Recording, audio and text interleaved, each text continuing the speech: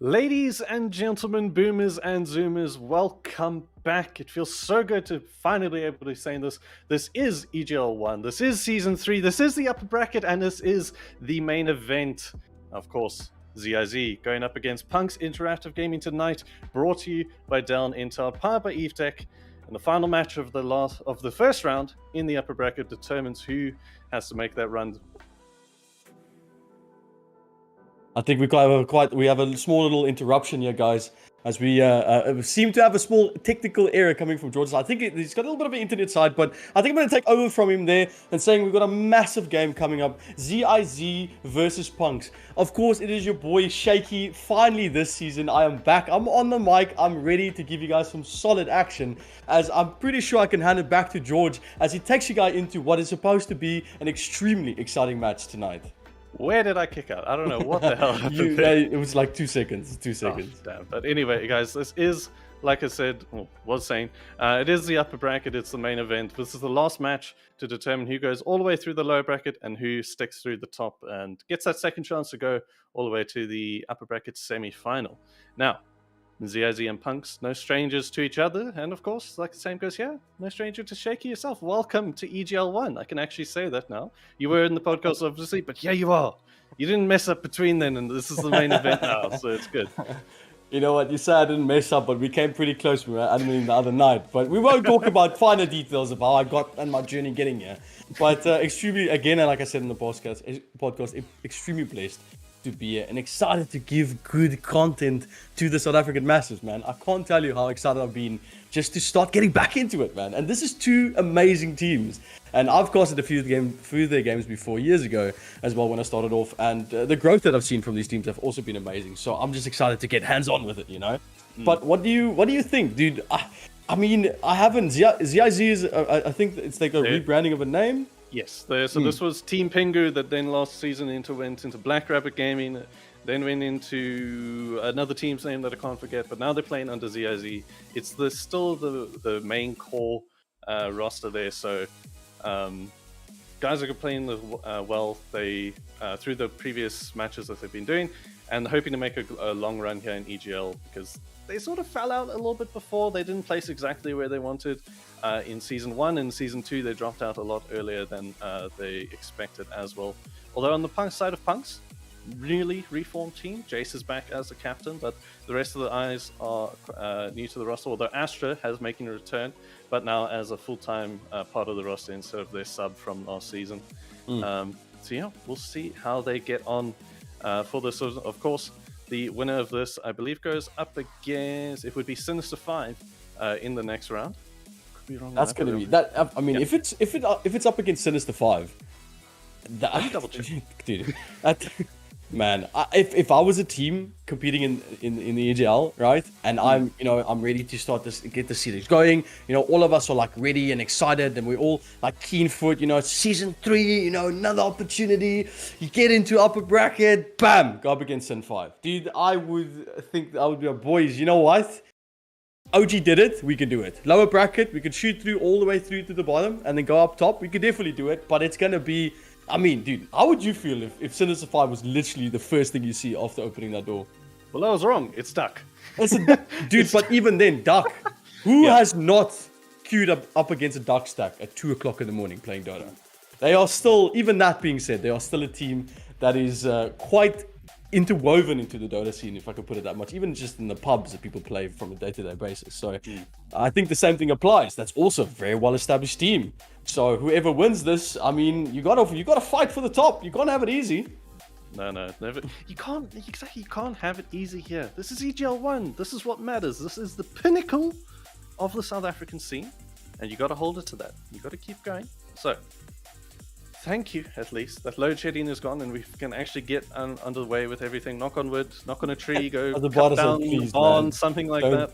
Don't do this to us, George. I'm going to hold you to that, eh? I'm going to hold you to that. I'll knock on wood. I've been knocking on wood my whole life. It's never failed me yet. Anyway, we are going to go into the game in a short bit here. And we'll see what goes on. But now, I want to talk a little bit about the meta, and of course you might have seen this as well watching the first round. Dawnbreaker has been picked or banned in every single match thus far. Is the meta hero, it is the one to contest with, but do you think we're going to see it a lot here, or the team's going to play it safe, ban it out this time around? I want to see it. Obviously, it's when we saw the IO picked up a few years ago on the main stage. It's like we saw the Magnus get picked up as well with the previous international. There are certain heroes that's in the meta for a reason. Like, they are at the top for a reason. Obviously, sustain is extremely important in this meta, and it adds a lot into that. And also strength heroes. I mean, I don't think I have seen a meta in a while that actually revolves around strength heroes so much. We've had offlane metas where the offlane was obviously very important, but not as the actual strength itself. So I want to see it. I want to see a little bit of destruction. I mean, I was playing pubs the other night with some of the boys, and I said, Oaks, I'm going to play Dawnbreaker or a safe lane, eh? And they were like, dude, no. Why would you even pick that? I said, you don't understand, because they weren't updated to the whole meta. Bruh, the game was done in 25 minutes, but the hero is insane. I want to see it. I want to get excited about it. So yes. Yeah. The answer to that question is yes. Yeah. We're heading into the draft here. Coddle Band, first one coming out from ZIZ. Also quite meta at the moment, just being able to refresh and lane, sustain. Not the normal sort of supports we're seeing there. We'll see if Dawn, or Marcy actually, is the other one that's being picked up quite a lot at the moment. Marcy has an 80% win rate on the matches that she's picked or banned. So that means, I think it was 7 of the matches where she won, she had about a 70% win rate. And the 8 matches she was banned, also about a A little bit of a dip there as well, but I do agree with George what he was saying. Marcy's been quite heavy in the meta. Even the game that I watched the other night, it was Aura versus GHC. The Marcy completely dominated the lane, like completely dominated the lane. And it was extremely difficult for that team to try and pick it back up. But just because of the versatility of the hero. So Tiny's going to get picked up here by ZIZ. And quite interesting. I mean, I've tried Tiny out this meta. He kind of feels a bit lackluster for me. But obviously the repositioning values that he has with his abilities and the fact that he can actually scale quite nicely late game makes him very valuable for a team setup. Do we have you back, Mr. George? I am back. I don't know what's wrong. Go kill my ASP, please. That'd be very There it is. Yep, there it is. Yep. There's the dawn. There's the dawn. Let's go, man. I like it. So where do you think this is gonna sit, bro? I think Astra's going to take it to the offlane. Honestly, he's been playing a nice offlane in recent patches, and you could throw it the way of mid with FICO, but I think it just fits more if Astra is going to take this into the offlane and being able to play off whatever that Freitix is going to hold in that core carry role. The Hoodwink coming out. Okay, I do know Miles does. We know Miles, of course. He's playing here now with Punx. We've passed together as well, man. He's the most innocent little guy that never says goodbye. He just dude, I was about to say the same thing. Yeah. But Bit of context, boys. If you ever sit with Miles in Discord, he just leaves. He never says goodbye. It hurts my feelings. It's like me with my internet connection, except he doesn't have any. He just clicks disconnect. All right. So Lina, I want to talk about Lina real quick because we got a few bands we can cover as well. Lina, the change. What do you think of that change with her passive? I think it's stupid. It is stupid, but at the same time, wasn't it stupid before that you could just run around the map, light striking rain every now and then, and keep your full stacks? Yeah, true. But you had to use 7 abilities to get 7 stacks. Now you just have to hit 7 creeps. No, it was just 3 with stacks, the Dragon Slayer. So. Was it 3? No, it was more, 3. wasn't it? No, it was 3. Dragon Slave, light strike, run around, light strike, and then you're good. But anyway, it was I would 3. like My to apologies. point out the bans here from ZIZ. Quap, Puck, and Void Spirit all being banned out to Punx, which is FICO damage, one of his signature heroes, or actually all 3 are very comfortable heroes that he's happy to play with. And Lina is also in that same sort of pool, so might have been a bit of taking that last pick in the first wave from ZIZ to take the Lina, and then they should have banned out the rest for the second phase as well. Okay, interesting. Obviously that's also Puck's also been, if I'm not mistaken, extremely like it's been picked and banned quite a lot in some of the scenes. Yeah, Puckner is. I actually had it speaking to, I think it was MD who was playing it in a game in the first round. I spoke to him after the match, and I think they played a Puck then, and he just said, "No, it's a stupid hero. You can orb out, you can disjoint, all well rooted. So the only thing that actually screws it is a silence, which you can get off with the Yule Scepter if they go that route. So you have to stun the little fairy thing to kill it. But Grim is actually a nice pickup here. The Tiny relies on that maneuverability and being able to get on top of you. So if you can get early vision on him, especially with the silence, and then bind him together with whoever he's running with, you'll be in a better position than normal. Now, obviously, when you see the type of kit picked up as a hero like Grimstroke, he's got a very specific type of ultimate, combining 2 heroes together and then amplifying spells by 2, like obviously doubling it up. We supposed to be expecting something that could possibly like line up with that. I've seen a few people actually pick it up and they don't play it for the ult. I mean, team play is not always extremely important. It's about that first initial 50 minutes of the game.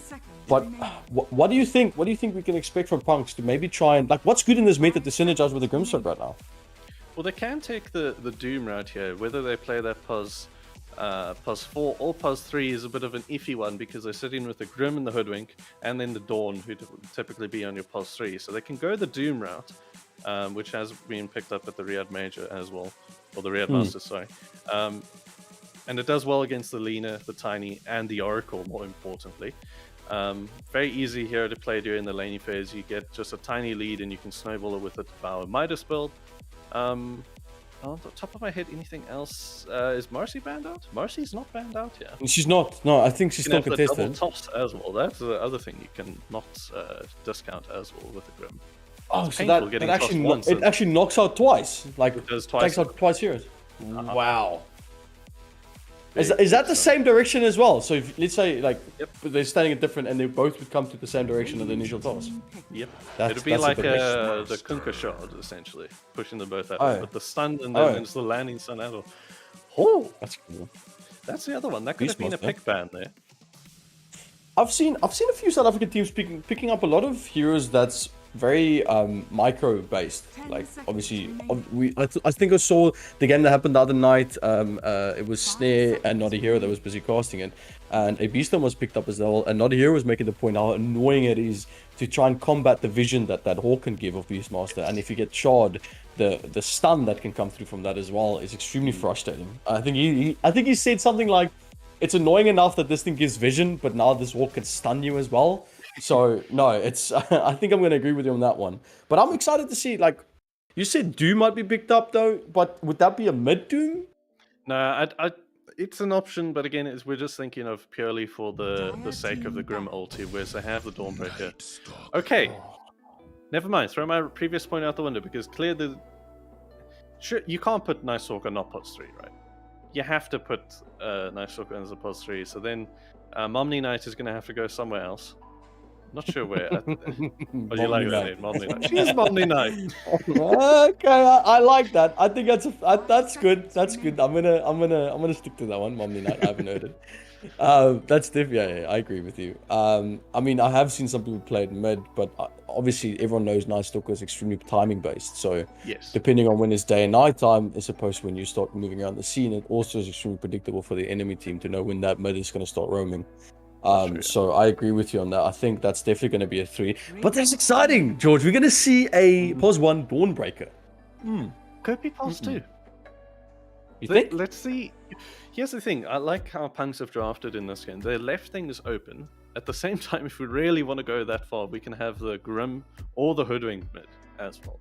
Have been played. I believe mid, the Hoodwink. not really much, but the Grim has been played, especially from Fyker in the mid lane. Vibes, maybe go check season 2 mid Grims. I don't know if you can find that, but I'm pretty sure it was played quite extensively back then. And see, I'd live in a world where Hoodwink plays mid, but I don't want to live in a world where supports play mid, like Grimstroke, Jakiro, and stuff like that. I just don't like it, man. It's not. It goes against nature, dude. It shouldn't be there. So if they want to do it, dude, or if they win with it, you know, whatever. I was wrong, but I don't like it. But it, I mean, definitely, I also like. I'm keen to see a bit of disruption in the picking. Flex picks are always really exciting. I like to see the game start when the picking starts, not just like, okay, we're going to be picking these just basic heroes. We know that this is going to go mid. We know that this is going to be pos 1. Yeah. So I like the fact that you mentioned that there might be a little bit of a change. So maybe it's a mid Dawn, maybe it's a mid Grim. I don't know. Hopefully it's just the Dawn. But yeah, I'm excited. We see a few bans coming out though. Does CORNY got banned out? Is he strong right now? He is quite strong, but I'm more looking at the fact Punx ban out Lash, who's your mid hero. So they're thinking, okay, Lena's not mid, so is that going to be Lena carry or Lena support with a tiny carry? See, this is what we're talking about. Flex heroes, man. And especially the meta nowadays. Just put anyone everywhere, and as long as you give them sustain, they'll be fine. Although I'm looking at it, Tiny Beast lineup is going to be a very big menace off lane. So they have to pick a strong carry Punx if they're not going to put Dawn mid. And put it in a safe lane, and then same goes for the off lane. Although the Night Stalker Hoodwink can dish out a fair amount of harass, but that's what the Oracle's for. So we'll see what they like to pick. The DK, I'm not sure. Not sure why that came out. It's another off laner. Well, I guess it could be a mid. No, I think they're banning it for the mid based on the DP ban before. So yeah, they're probably thinking it's the Momni Knight in the carry position. And they ban out the Jack now for the final, That was about the one hero that could actually do stuff here. Again, more sustain. I mean, we could say the same thing with Lena. I've seen Lena being picked up in pos 1 in a few games, but I don't think it's really in the meta. That just would be strange. But I think ZIZ's lineup is a bit more, like I said earlier, is a bit more predictable. So you can kind of see where the Beastmaster obviously is going to go. And it, like you said, with the bans coming from ZIZ as well, they're assuming that Dawnbreaker is going to be on the position 1. So carries, what are we thinking here? Obviously, you need something that's going to be able to sustain through all the damage, and obviously the the help the Oracle's going to give towards the team, and then this is stun from the Beastmaster and stuff. Probably a bit. If Dawnbreaker doesn't go, if Dawnbreaker does go 1, are we maybe looking at like a Spirit For pos 1? for pos 2 for Punx? If pos Dawn 2 for doesn't Punx, go yes. mid. Yeah. You still have the Storm in the mix and jump the backline with the Oracle. Does okay against Tiny. It could have a better matchup there. The Raw is the main thing I'm worried about if they go for Spirit. I was thinking, I was going to touch on the carries for ZIZ. PA is about the only one left that can deal with the Dawn quite well. You take Jug, but they banned it out because the Spin you can just get rid of the Starbreaker, but the PA is the nice counter to that as well. For Punx mid lane, assuming Omni Knight is our carry for the evening.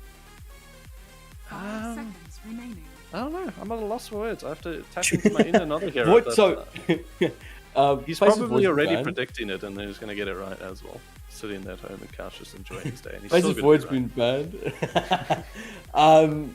Void's been banned. Spectre's been a little bit in the scene, but I don't think it's a little too much late lane. They got a lot of fight to them, but Omni Knight. Kuka mid. Omni Knight carry. Kuka Do you mid. have No, that's Kuka. Yeah, Kuka mid. Freitix is gonna. All right. Okay. Yeah. And I like it. Look, out there's of a the lot of ordinary disruption. for CSC as well. Yeah. There's a lot of disruption that Kuka's going to bring towards the table. Like that's a lot for them to run around. You obviously got the Night Stalker that can give you vision. There's the X-Moxer spot that can immediately grab anyone that's in the tree line. Hoodwing's going to give you vision as well in the tree line. Dawnbreaker is completely global, so you can be at any place at any time. So I think the amount of catch that Punx has, I don't think that ZIZ is really set up for it. PA can blink away, but again, Bushwhack, X-Moxer spot. There's a few things. So prediction-wise, what do you think in this draft is your favorites for the two teams? Punx have to get ahead early. If they can get ahead early and keep that snowball going, they'll be able to win out the match. But if the side of ZIZ get their first items with the BKBs and all the heroes, maybe even a refresher and the shard on Beast, it's going to be tough for Punx to sustain through all of the damage that the PA and the Lina are going to be outputting. So, my bet. ZIZ late, Punx early. They gotta run with it. No man, I want winners. I don't want this late, this early. I want you to tell me, who do you think? Is Punx gonna take this or is ZIZ gonna take this? Punx. I think Punx are gonna take this game on. They have a good strong off lane. If they can shut down the Oracle and the PA, it's gonna take a while for them to pick it up again. But then the counter goes to the other side for the Dawn. They're told Dawn typically has a better lane. So yeah, Punx will take game 1 here. That's my call. How about you? Right. I like controversy. I like always the content. So I wanted to say Punx if you said ZIZ, so I'm gonna say ZIZ because you said Punx. Don't ask me for a reason. I'll be a reason, okay? I'm not gonna give you a reason. I just want to see destruction. I want to see content. I want us to see this to go to 3 of 3. That's what I want to see. I want to see one. I want to see your pick. Maybe win this one. All right, I'll give it to you. Punk's got a good lineup. I'm gonna give that one to you. But then I want ZIZ to come back next game, and then they're gonna take it. And then the winner, I'll decide next game who's gonna take the 3rd game. Okay, fair enough. You put me on the spot, but you clearly take yourself off of. But bot lane, got ZIZ running down S5. Not going to run into anyone as of yet. Freitix might get spotted out, but unlikely at this point. Top lane. But yeah, so, I mean, both these teams are maybe just trying to look for any sort of fight. It looks like both of them had exactly the same idea. Yeah. But both teams are like, dude, we're going to just sneak around the backside here and look for any sign of stragglers. And I think both of them, if they just look into the fog, they think, oh, they must be here somewhere. I'm pretty sure. I even got a little courier from Hoodwink sitting in the trees trying to find any sort of stragglers in the back. But yeah, that's just going to be a 2-2, right? Yeah. I don't see any sort of fight happening here. Both mid lane wards being planted without any vision given, so no early advantage in the vision game. Just something that Punx are going to have to keep on top of, as you mentioned, because of that Beastmaster and his Hawk. But minute 1, he won't have it just yet. So interesting, with the, obviously, a really nice thing for Tiny is, from what I've seen, is the fact that the toss is a really good reposition. It's like punch hook, basically, just that it's the opposite way around. How are you gonna set this up? Is the boars, you think the boars is gonna help with a bit of a slow for them to get damage on? when that toss happens, or do you think Tiny's maybe going to play a bit different in that lane? I'm not too sure, because at the same time you have that repositioning. But Spook taking a bit of damage. Unique will be able to toss the heroes out if he finds them, but this Dawnbreaker specifically in the lane has the ability to reposition herself if she gets in a bad spot, and they can't really capitalize on that because of the slow if she does use it. So I think Unique is going to just try and play the lane here, see if they make any mistakes and work off of that, and get Spook to a good lane. That's his starting priority here. Okay. Well, it's probably going to be. I mean, both these characters, or both these teams in this bottom lane, like we said, it's pretty much the same type of slow stun vibe that we're going to be seeing. So I'm more interested in in the mid lane and how this Lina's going to go up against Kunkka. That's a lot of damage that she has to take. I mean, the range. Sorry, a lot of damage that Kunkka's going to take at range, and as well for Lina with that cleave from Kunkka. What do you think in this mid? The mid. I think it's going to be pretty even Stevens the whole way through. They can both output a lot of damage, and they'll have enough regen. I think the only thing that will really tip this either way is the rotations from +4, so Unique coming in from ZIZ, and then Jace coming in on the Hoodwink from Punx. If they can get that maybe around the 6 minute for the power rune and swing the advantage, that would be that. But at the same time, the mids can rotate. Also a little bit of action bot lane. We do see Spook take some damage. The stun's going to come through. Freitex gets the lockdown. They get the first blood, and it goes to Punx with a little bit of a tip coming through as well from Punx onto Jace. Actually tipping on Tatsu. I have no idea why. Probably just a little bit of grief from both sides, but you don't have to see it, man. Any first blood before 5 minutes, a quick one that gets the ice broken, it gets all the joints oiled up. You're ready. Now you know. Okay, it means business. So and it was a pretty easy. Oh, he was so close. They nearly got the kill with the Fortune's End and the Purifying Flames, but Jace got him. He was okay. Yeah, that's a sneaky little squirrel, eh? That you're gonna struggle to try and lock him down. If he plays that Bushwhack well, which I'm assuming he's probably gonna try and max out Bushwhack and get maybe one into Scurry before ult. That's going to be very difficult for them to honestly put pressure onto the Night Stalker and even himself. I mean, yeah, Oracle's going to have a pretty good time in that lane. Mid lane, FICO and Tatsu going head to head once again, but no vote at this point. So it's he's clinging onto him. Tatsu has that 5 armor, so he's going to be a-okay for the bit at the moment. But again, it's about these bottles for these two guys. FICO is sitting up ahead with more HP and mana at the moment. And there's extra charge.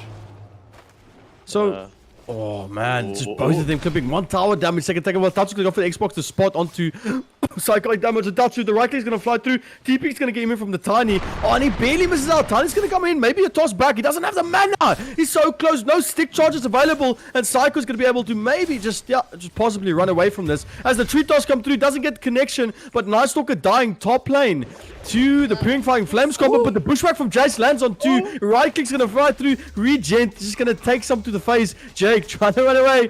And we see Oracle still take a bit of a rod. Acorn is available. And another death bot as these teams set up so much action for us in the beginning of the game. Jace is still chasing. He's got a wand as well. Bushwhack not going to connect. No, Jace. Hello? Where was that tree? No, man. I didn't see any tree. There wasn't a... Yeah, I don't know. He was maybe like, oh, I'm going to... Maybe puts down a I don't know, fairy fire. Iron branch or something, man. But nothing happened there. Yeah. That single rotation to mid allowed... They saw Unique there, so bot lane they just went onto Spook straight away, got the kill on him. Top lane, not sure how that came about, but bot, again, Vertex, just Dawnbreaker things. He just sustained through. Yeah. Well, I do see 2 shots of Purifying Flames, Fortune's End, a Stifling Dagger, and then obviously the Thunder Strike jump in from PA. So I think a lot of damage come through mid lane. Tatsu gets it! The torch gonna lift up Tatsu! 1 right click, 5 Psycho! Oh man, that preemptive torrent just barely lifted him up. And Tatsu was primed and ready just to get that kill. I like it, dude. Good kiting for both these guys. Really sick play. Both of them on their toes.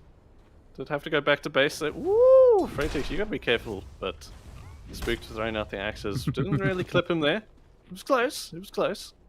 Hey, a tree does a lot of damage. I mean, if a tiny doesn't take any of the stacks off, the 5 stacks he chucks you with the tree, that's very scary, man. And usually they just don't pay attention to it, man. And you know, like a tiny walks away when he throws it the tree. He gets a kill like that. It kind of feels like what's that saying people say? Cool people don't look at explosions. So that's kind of the feeling when I get killed by that tree. Oh, Jarek top lane. Jace threw a tree to stun him and trying to stop them going onto But that taunt them as well. You're gonna turn it back onto them as Astra says, no, bro, you're not gonna do me like that with your high five. Pops it again with a void and then pushes them back. But all these lanes have so much action. I love it. It's kind of frustrating when you go into a game and teams kind of struggle to get with action. Top lane's gonna come. Fortunately, it's gonna connect. Astra gonna try and run away. Jace gets that bushwhack. Like I said, very difficult for them to actually get that lock on if that bushwhack lands from the hoodwink the whole time. So Astra playing with fire in this lane. Fortune Zen's not a joke. No, definitely not. They got so close to killing Astra the first time round, and he actually did make the counterplay. Jarek was able to quelling blade the tree that the hoodwink threw up. But Jace getting a bit more. again. Fortune's gonna land though. The stick's gonna get popped up. Fortune said, here's the hoodwink. Here's the bushwhack's gonna connect. In comes Grim, gonna land it down. No magic damage being taken there from Oracle. Can help his team. This is the jump out. Oracle seeing it in his third eye, trying to get Jarek away. The heal is there. He's just running away, but no, the stroke of fate connects as they move on to Oracle. Just the tower's gonna do a bit of damage, but we do see reinforcements coming in here from the Dawn. The stun play for Freightix, and they get it. They get the kill. They make it 2, and Punx takes a bit of a lead as we get 1k net worth going to them as the map kind of settles into a more of a rotational as we see this laning phase. I think it ends a bit now. A little bit more running around now. Jace TP bottom after his death there. Had a little XD in the chat, so maybe some tough terms these two have to come through. But Spook is on his way to... Actually, I think he has it shipped out. Yeah, the Hammer Dominator is coming. Let's see what's in the recipe. And that's really good for this Dawn. Obviously, you do not really... You've got an innate farming ability, which is your Celestial Hammer. And then if you also get kills early game, on top of that, by using your ult, as soon as it comes online, like Freightix did, that's just such a good boost, man. That's such a good boost for him. As he's still looking. This man wants to fight. This needs to watch out. Purifying Flames is a thing.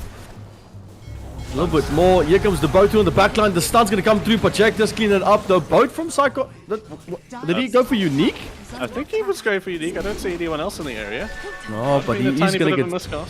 Yeah, he's going to get stopped out here. 3 guys are going to try and fight. But this is a lot of tank that they need to go through, as that raindrop's helping up a lot against the damage coming up there from the Oracle. But he's going to be able to survive that encounter as he stays in this bot lane. Lina with the DD, able to get quite an easy kill in mid onto the Grim.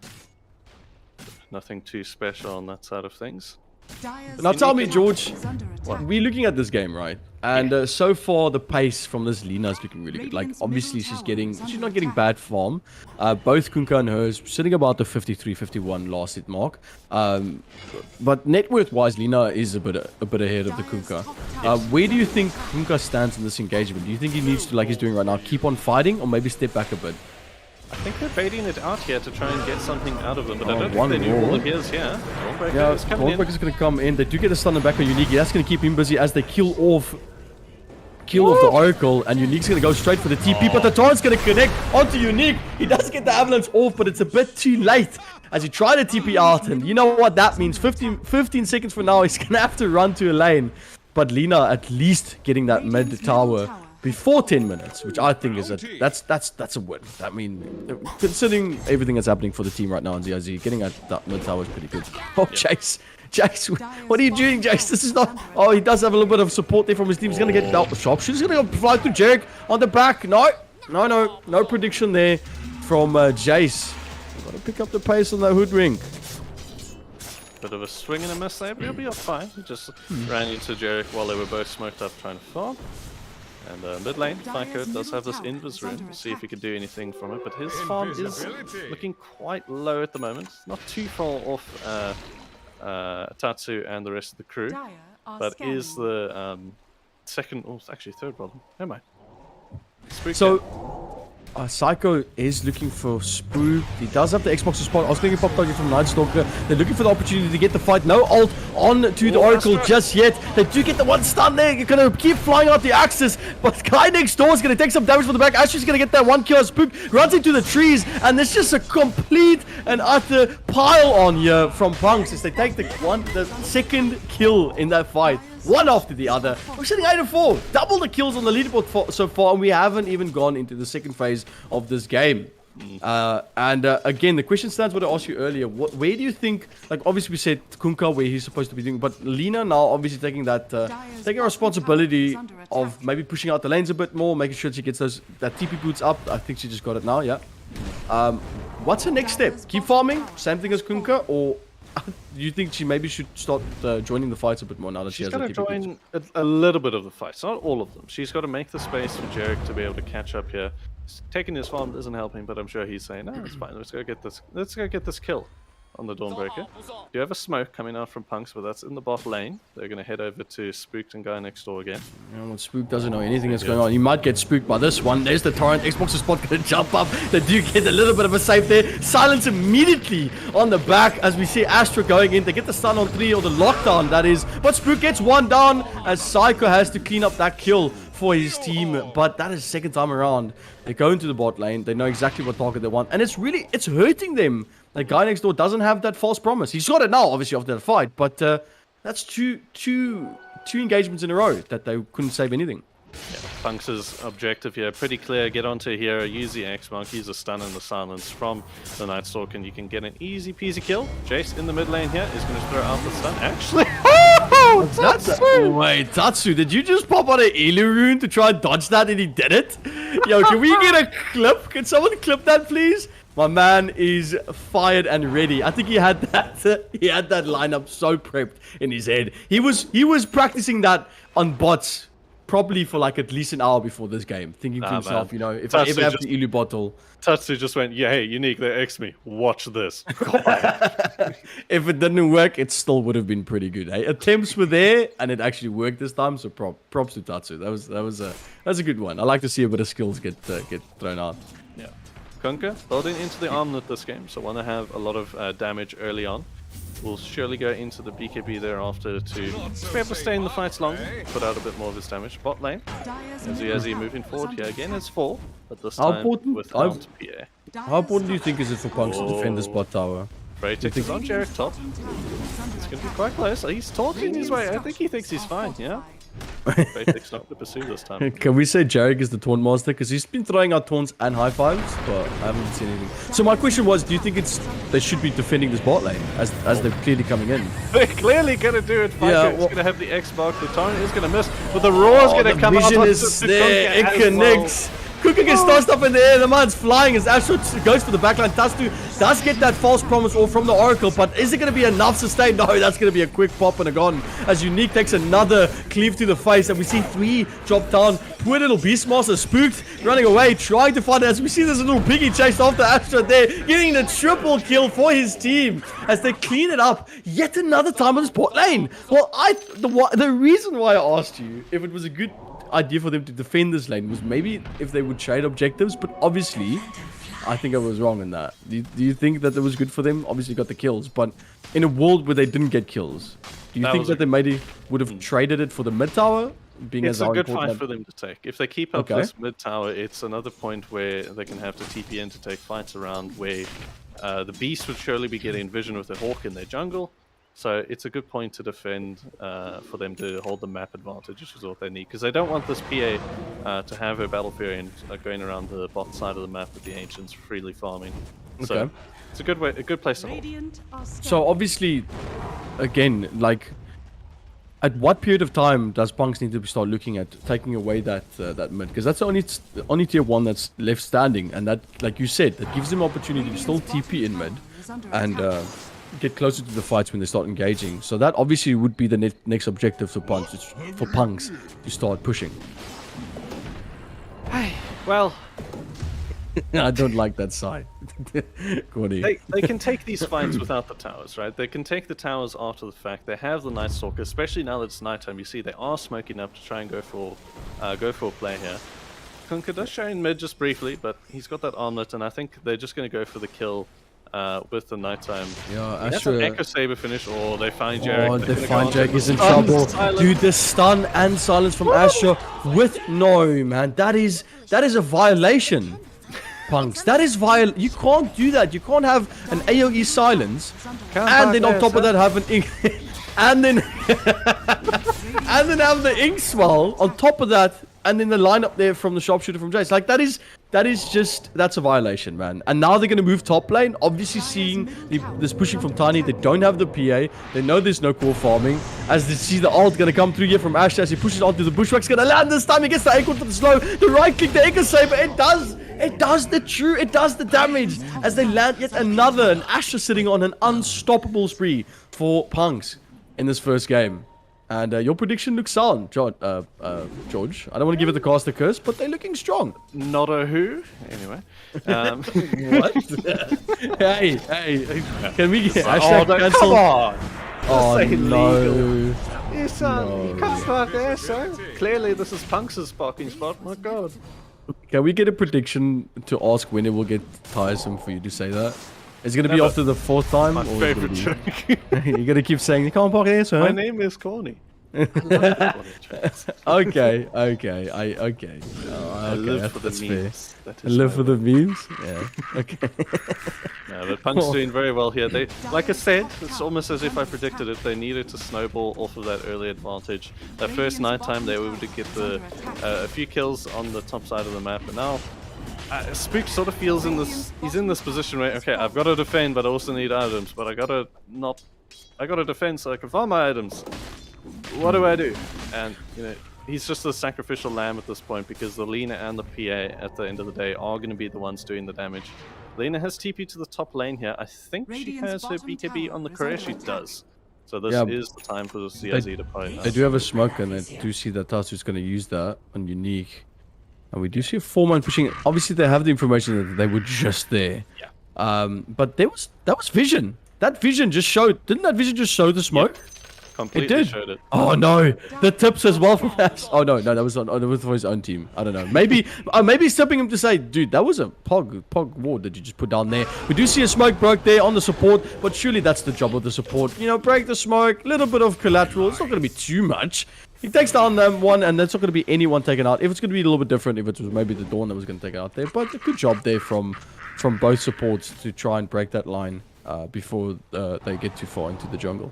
Yeah, Miles doing his job. He's always one to take one for the team. But now, nothing really lost for the side of ZIZ here. They still have that BKB up on, and it looks like they want to make a play. They want to fight. I mean, Psycho's getting very close. He's popping those torrent. I think he's probably just waiting for that to connect before he actually picks a fight. But a lot of poking and prodding coming from both teams, yeah. This is a nice thing about having the Dawn on your pos one. It's sort of like a Spectre. You can be farming wherever she is on the map and be able to ulti in at a moment's notice.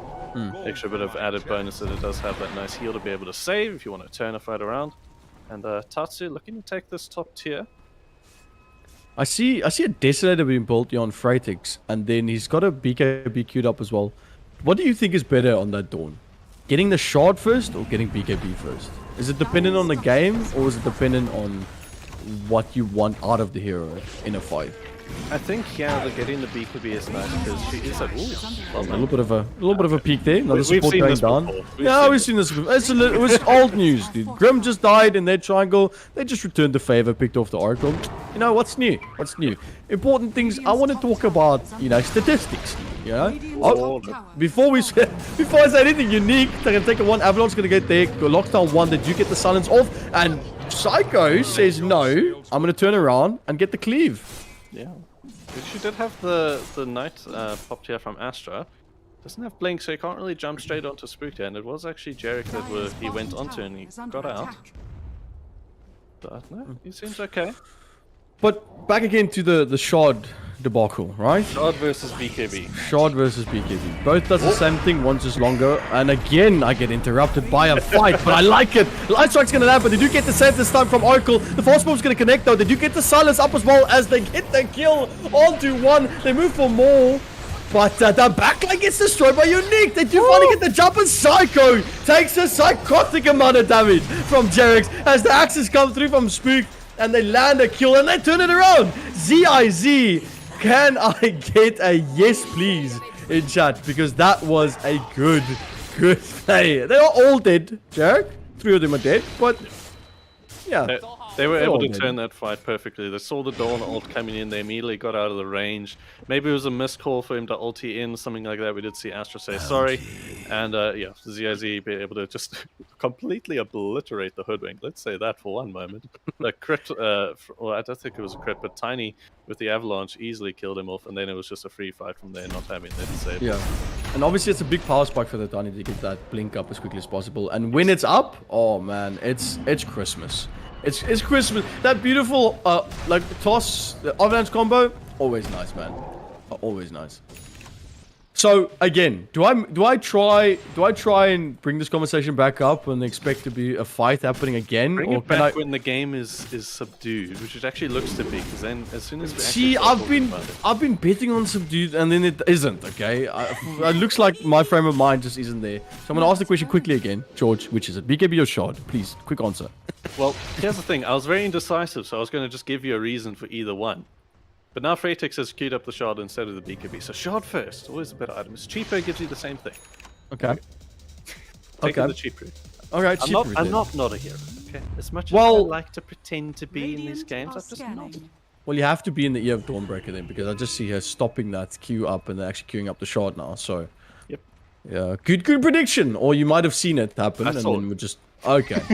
So you didn't give me information. You give me knowledge. You just gave me what you saw.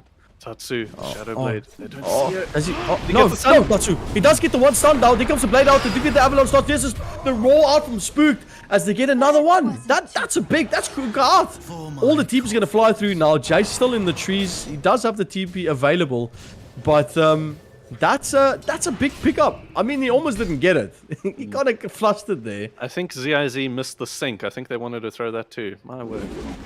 Woo, Jace! What? They know too much.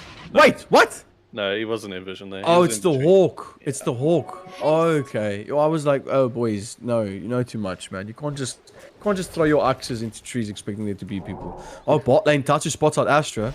He does have his support to be there, but I mean, really, what is they gonna do? Here comes the ult in. No, they're gonna turn around. BKB gonna pop out here for Tatsu. Here comes the startup as well, but Tatsu's gonna try and run away from that. He's got BKB still up.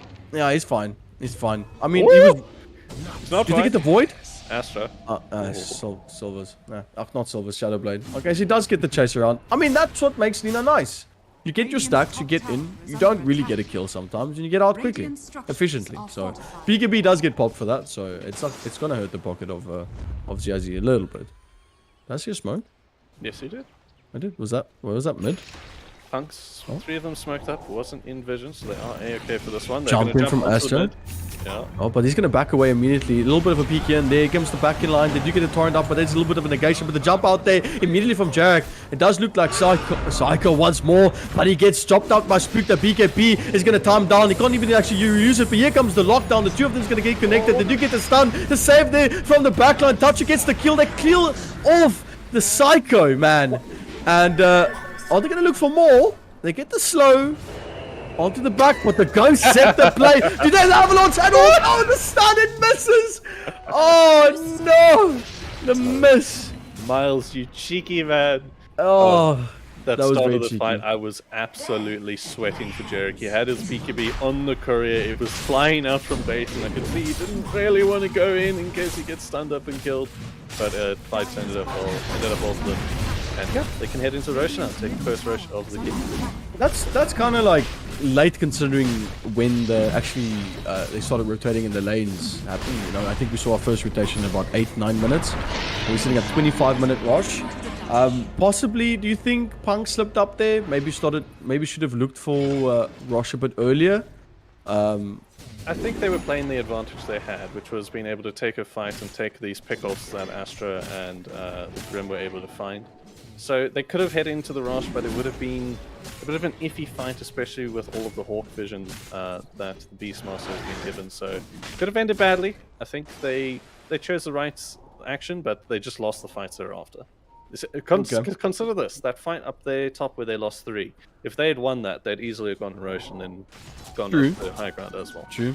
For me, I always look at a PA and I just cry internally, and I feel like I have Sometimes a biological. Yeah, I just feel like I've got a biological clock. So I know that at some point in the game that she's gonna jump me, and I'm a +4 player, and I'm probably gonna die in 1 hit. So I always have some sort of PTSD when it comes to stuff like that. So if I was in this game, I also would have been like, boys, I think let's just milk this game for whatever it could be so we can get as far as possible ahead. So it makes sense that you're saying if they won that team fight top lane, it probably would have been a good idea. Because that, what was that, 18 minutes in? A good idea to probably go. Long time ago. Yeah. Eons in Dota time. Eons in Dota, literally. Have you ever been 10 seconds away from your PC while in the laning phase of Dota? You come back and the enemy is like 2 levels above you and your game's done. It's ridiculous. Roshan done, Ags completed, everyone moonshots. Everyone's got BKBs, you're on Evoker Pods 4, your game's finished. Your earn means nothing. Cold Snap, what's that even? As we get our first disconnect for the night. I mean, what's South African Dota without it?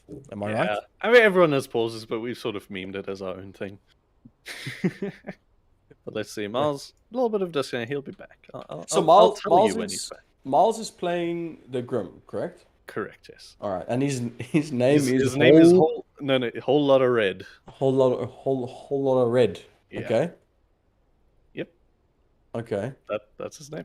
Why is it? Do you have I have no idea why he picked that name, but that's his name.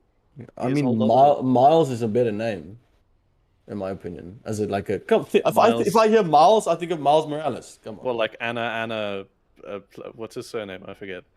What? When you say their first name, like fucking sorry, George Corny Erasmus, then it's Anna something. I forget what mine is called. Oh, so you're saying like if your name is the same as your gamer tag, because we as content creators we put our gamer tag in between our first name and surname, then it would have just been straight. If for me, like if it's my name is Ross, it would have been Ross Bielefeld. That would have been strange. Yes. Yeah.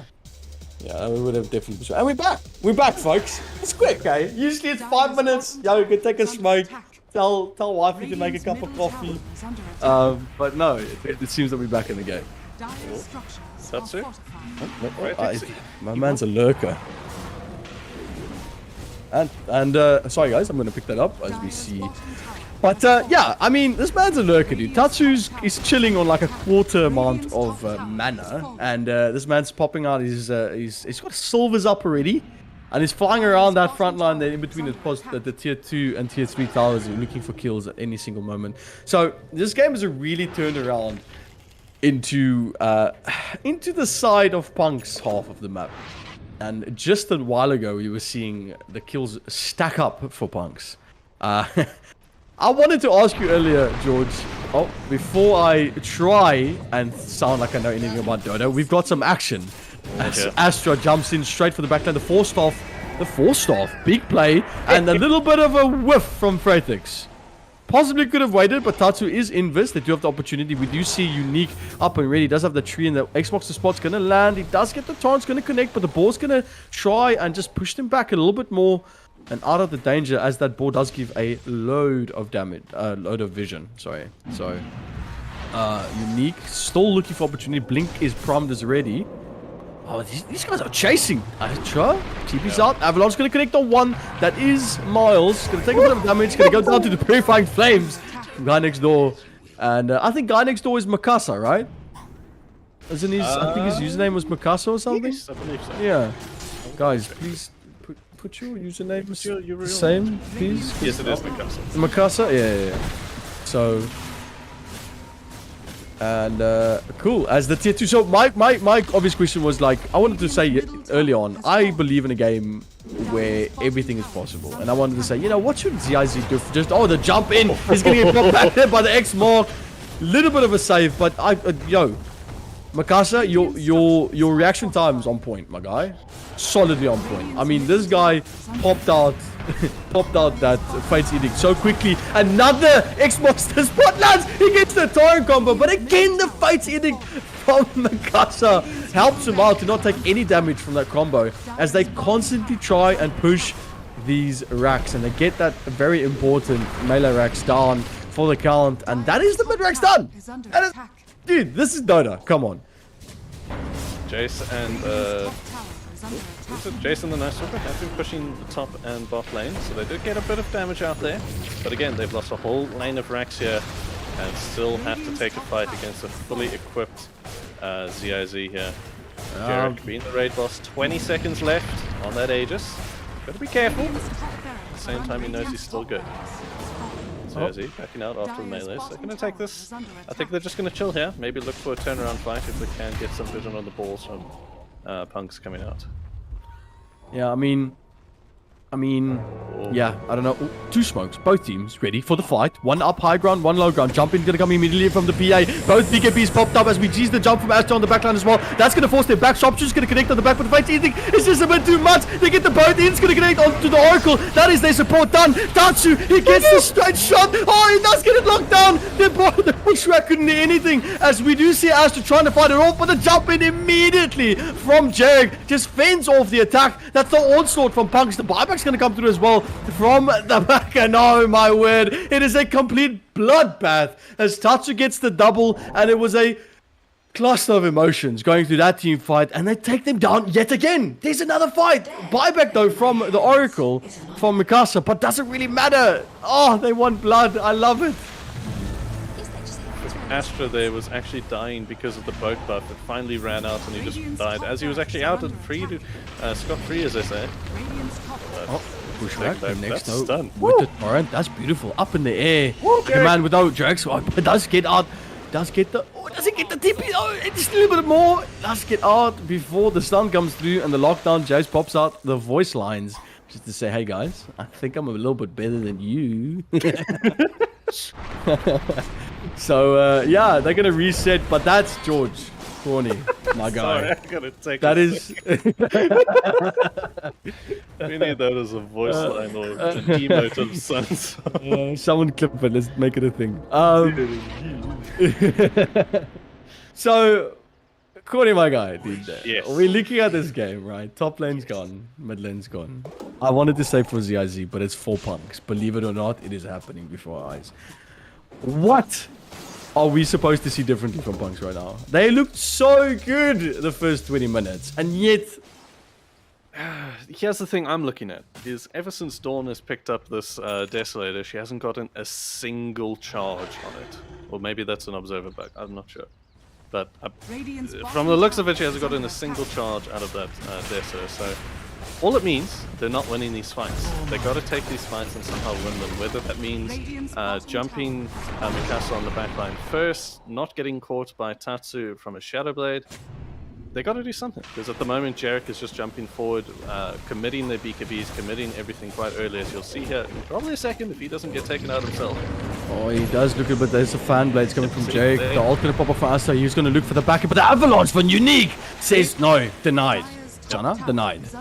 Just on your there's a wall. I'm stopping you. But Asher wants more. He's gonna jump in immediately, gonna go straight for the back. But the ghost scepter gets out by Mikasa and they get the kill. Tatsu gets it off. They kill 2. There goes 1. Other. They kill him. 3 goes down as Psycho tries to pick up the pieces for his team, but they're gonna push up. This is the last rack. This is all they want. We get a disconnection though in the back, of the GG gets called out by Punx as this game 1 goes to ZIZ. I told you they're gonna take this. I told you. Until you pushed me for an answer, I was dead right in this game. Don't you come at me, sir. Okay. No, I agree. I did push you for a question there, but I am pleased. You did say that early game's gonna be Punx, late game's gonna be ZIZ. So I'm gonna give you that. You were completely right in that one. Yeah. Benefit of the doubt, you give it to me, but as we are EGL and this is esports, we always have the best thing in the world that we get to give to you. And what is that, Shakey? Stuff. Free stuff. Free stuff. Is I the want key free stuff too. So, if you want to get your hands on an Evetech stealth pair of glasses, these are nice gaming glasses from Evetech, all you got to type in chat, and you got to only do this once. Do it more than once. I'm going to give you a slap on the wrist. Do it once. Just type EGL One, EGLONE. Type it in chat, and you'll be entered. Is only available to South African residents. Sorry about that, but please go get the free stuff. They're these nice glasses. They look sick, actually. You know, you get all these other ones like this, and these ones look proper. So Yeah. do that. Can someone enter for me as well? I mean, someone enter for Sned, didn't they? Guys, I want free stuff. Please give me some free stuff. Now, come on, like it's easy, dude. So, what did you say? Literally just EGL One. EGLONE in chat. You'll be entered into that, and we'll be announcing that later on in the stream. And that's one. That's one in like letters, right? That's like, yes, one in letters. Numbers. Okay. Now, dude, trust me. There are gonna be people out there that's gonna be like, dude, is it a 1 or 1? I'm thinking for the masses. All right. I'm just out here. Perfect. But that'll be that for the giveaway. We'll be announcing it later on in the stream, and we'll also see later on whether ZIZ can close it out in 2 or if Punx can take it to a game number 3. So yeah, we'll see you in just a bit.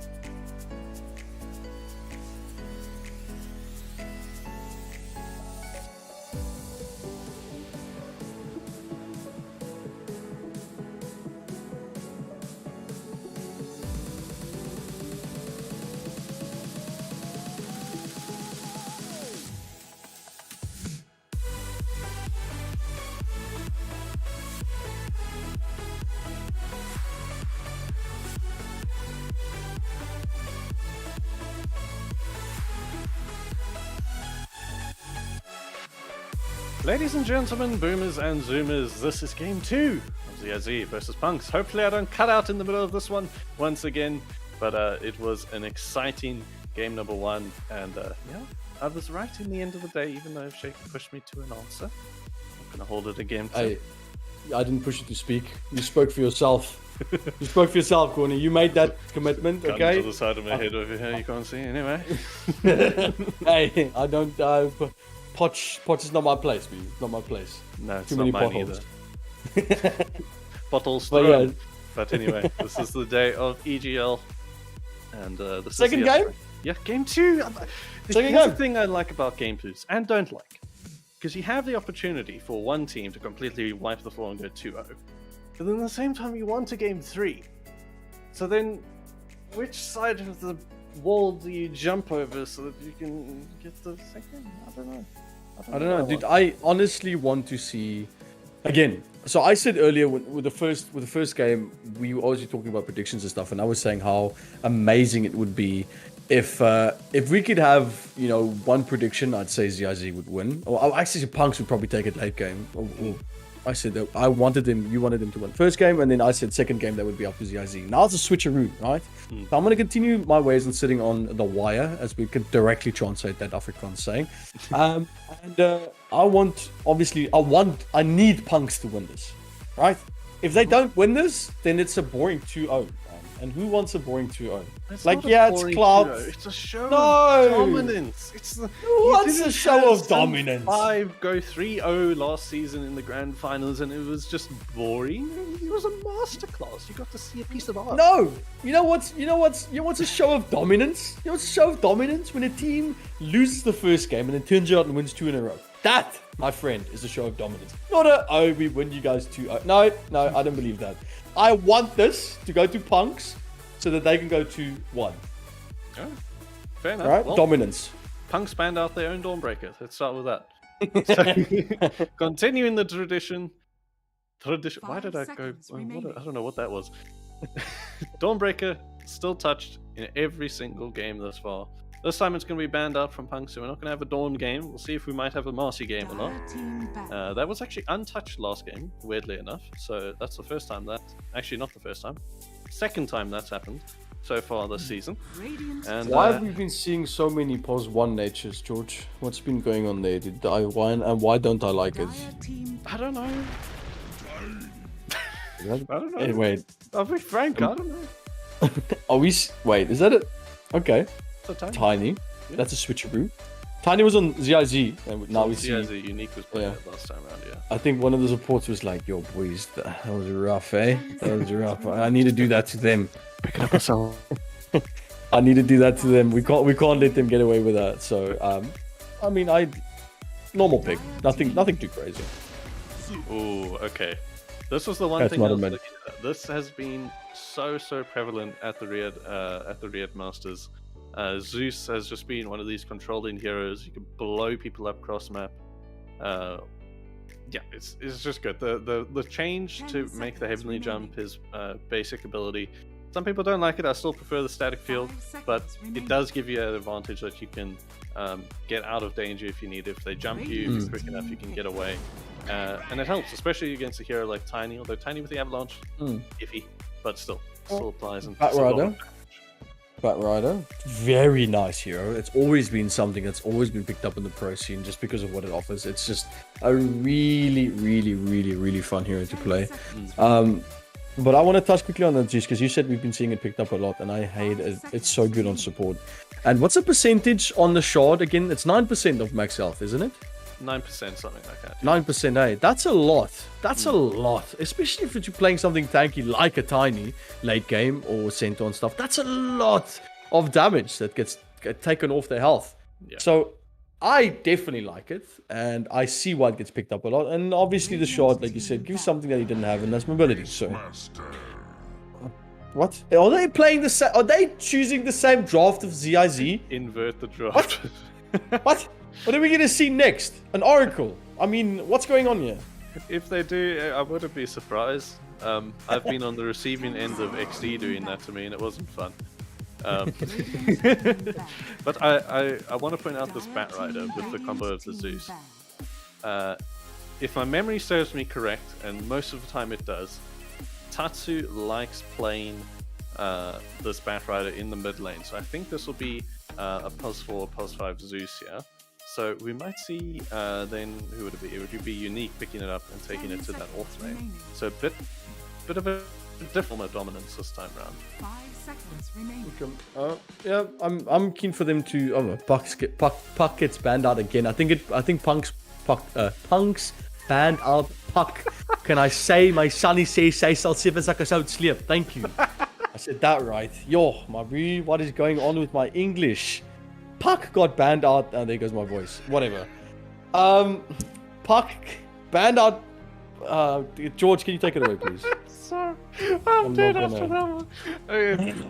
I know what you want to say, and I think the viewers do too, but you know, collect yourself. It's okay. Just take it away, George. Leave it. Don't let it simmer, please. I'm already feeling bad about myself.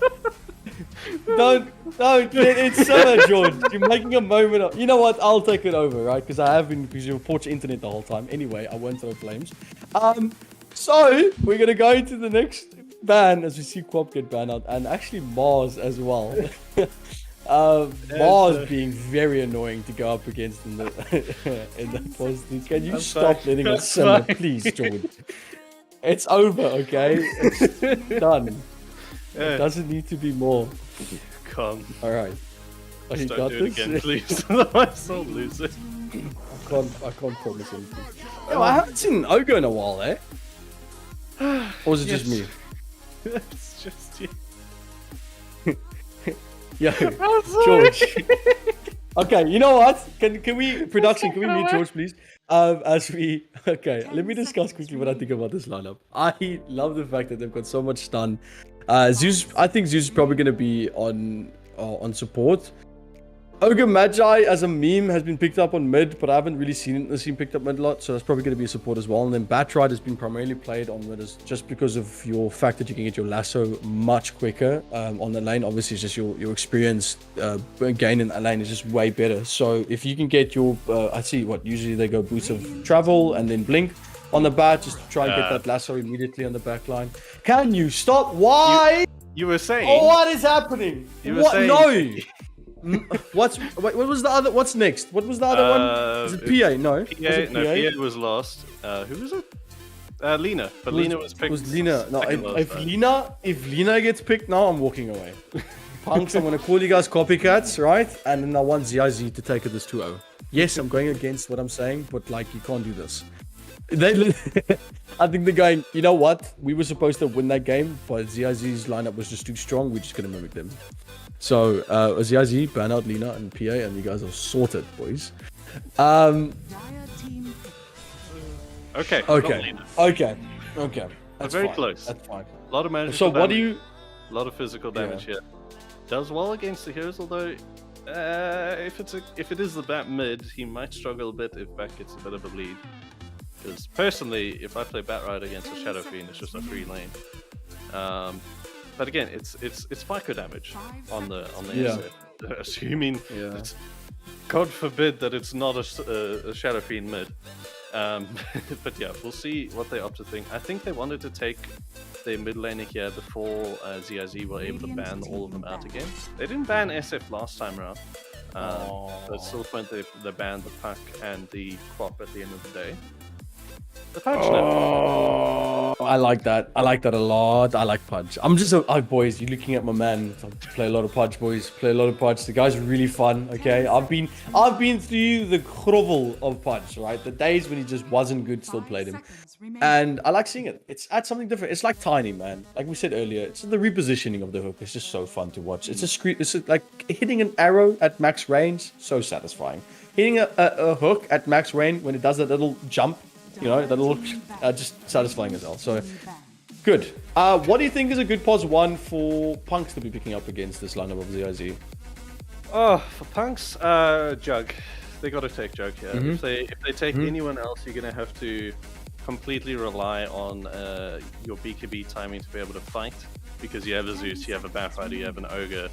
Even then, they're not completely safe because you have the lasso and the Pudge ulti. but you have Dispels on the side of Punx. But based on the fact that the ZIZ have banned out this Lifestealer, I'm going to bet my money they ban out Jug next. I was gonna say, I mean, your two main cores that has a built-in BKB is Lifesteal and Dawn is banned out, so you can't dispel any of the stuff with this. So, what do you think next? Slark? Well, That's probably your next, like... Slark is banned. Good luck. Oh, I saw it now. Yeah, you banned Slark. I think that was in response to the... Actually, what would have that been? No, that was just in the first stage. Interesting. Anyway, ZIZ have the last pick here, so they do have the chance to pick up whatever is left. Yeah. They take the Bristle. Okay. I actually see that. That's fine, because if you have Bristle Beastmaster sitting in the front, dealing a lot of damage. Firstly, Bristle pos 1. Yeah, if they stuck the Bristle pos 1. And you have the Shadow Fiend and the Oracle at the back line. It's a lot of stuff for them to get through to get to that back line to be able to kill either their damage or their save. Even though you have the Pudge and the Batrider, it'll be a tough go anyway. So that's a good ban out there from ZIZ. Jug, like I said. So, the only things that left is Jug and Slark. I mean, I'm a Dota player, but Jug Slark, that on my mind says that, but I mean, it gets the job done. It gets your initial jump in, and then obviously the save from Oracle with Weaver's ult. That's kind of strong, I guess. I can see where that goes. What's your thoughts on that? 10 seconds remaining. I'm thinking it's a lot of minus armor, which is what ZIZ is actually lacking at the moment. Pudge notoriously does very badly against any Desos or Medallions, anything like that. So if they're able to get the bugs on them, it could be a bit of a bad time. But again, ZIZ already have a lot of that instant knockdown with the Pudge ult. With the Ogre Stun isn't that instant, but it's close to it. And they can change them quite well from distance, and a big load of burst. Ooh, hold my point. Enigma! Dude, this is always fun. All we needed now was a Rubik. Gotta warm up the voice now. No, it's breaking already, dude. And my man spooks on the Enigma. Yo, bro. This is gonna be fun, eh? I want to see those big plays. I'm calling now. If he doesn't grab Miles, alright? If he doesn't grab Miles, it's gonna make a very interesting turnaround play after big black hole gets land. So obviously priority supports in this game. Mylon, what do you think? I love this, but yeah. It's at the same time, if they do take the route of going after the supports on Punx, if you kill out the Tiny, it's not too much to go, but you gotta get this Oracle, and I think more importantly, you gotta get the Oracle and the Beastmaster, because he has that roar that pierces through the BKB. So even if Spooked has his BKB up, he's still gotta watch out for that. And before he has that up... But that's crazy though, man, because if I'm looking at the names here, I'm seeing a pos 3 Enigma with a pos 4 Voker, then a pos 1 Pudge, the pos 5 Ogre Magi, and then obviously Tatsumud on the Batrider, which is so exciting because so many people has been saying Pudge 1, play Pudge pos 1. So strong, especially that Ags with the Eternal Shroud. Absolutely amazing. It's so fun, man. It does so much damage. Sort of the interaction between I want to say Sticky Napalm is the name, plus the rots. So firstly, it's a slow on top of a slow, but then doesn't it also proc the Sticky Napalm's damage with each tick of the rot? Or am I mistaken? I'm not sure. A different ability, but I can't remember. What no, it was isn't it Brew from isn't it the Brew from Brewmaster? Because that does damage for each stack of like instance or something. So I think that stacks up as well. Yeah. I know because I've been doing my all hero challenge and I got stuck on Brew for like 7 games in a row. So I know how he works. Is that why you were playing him?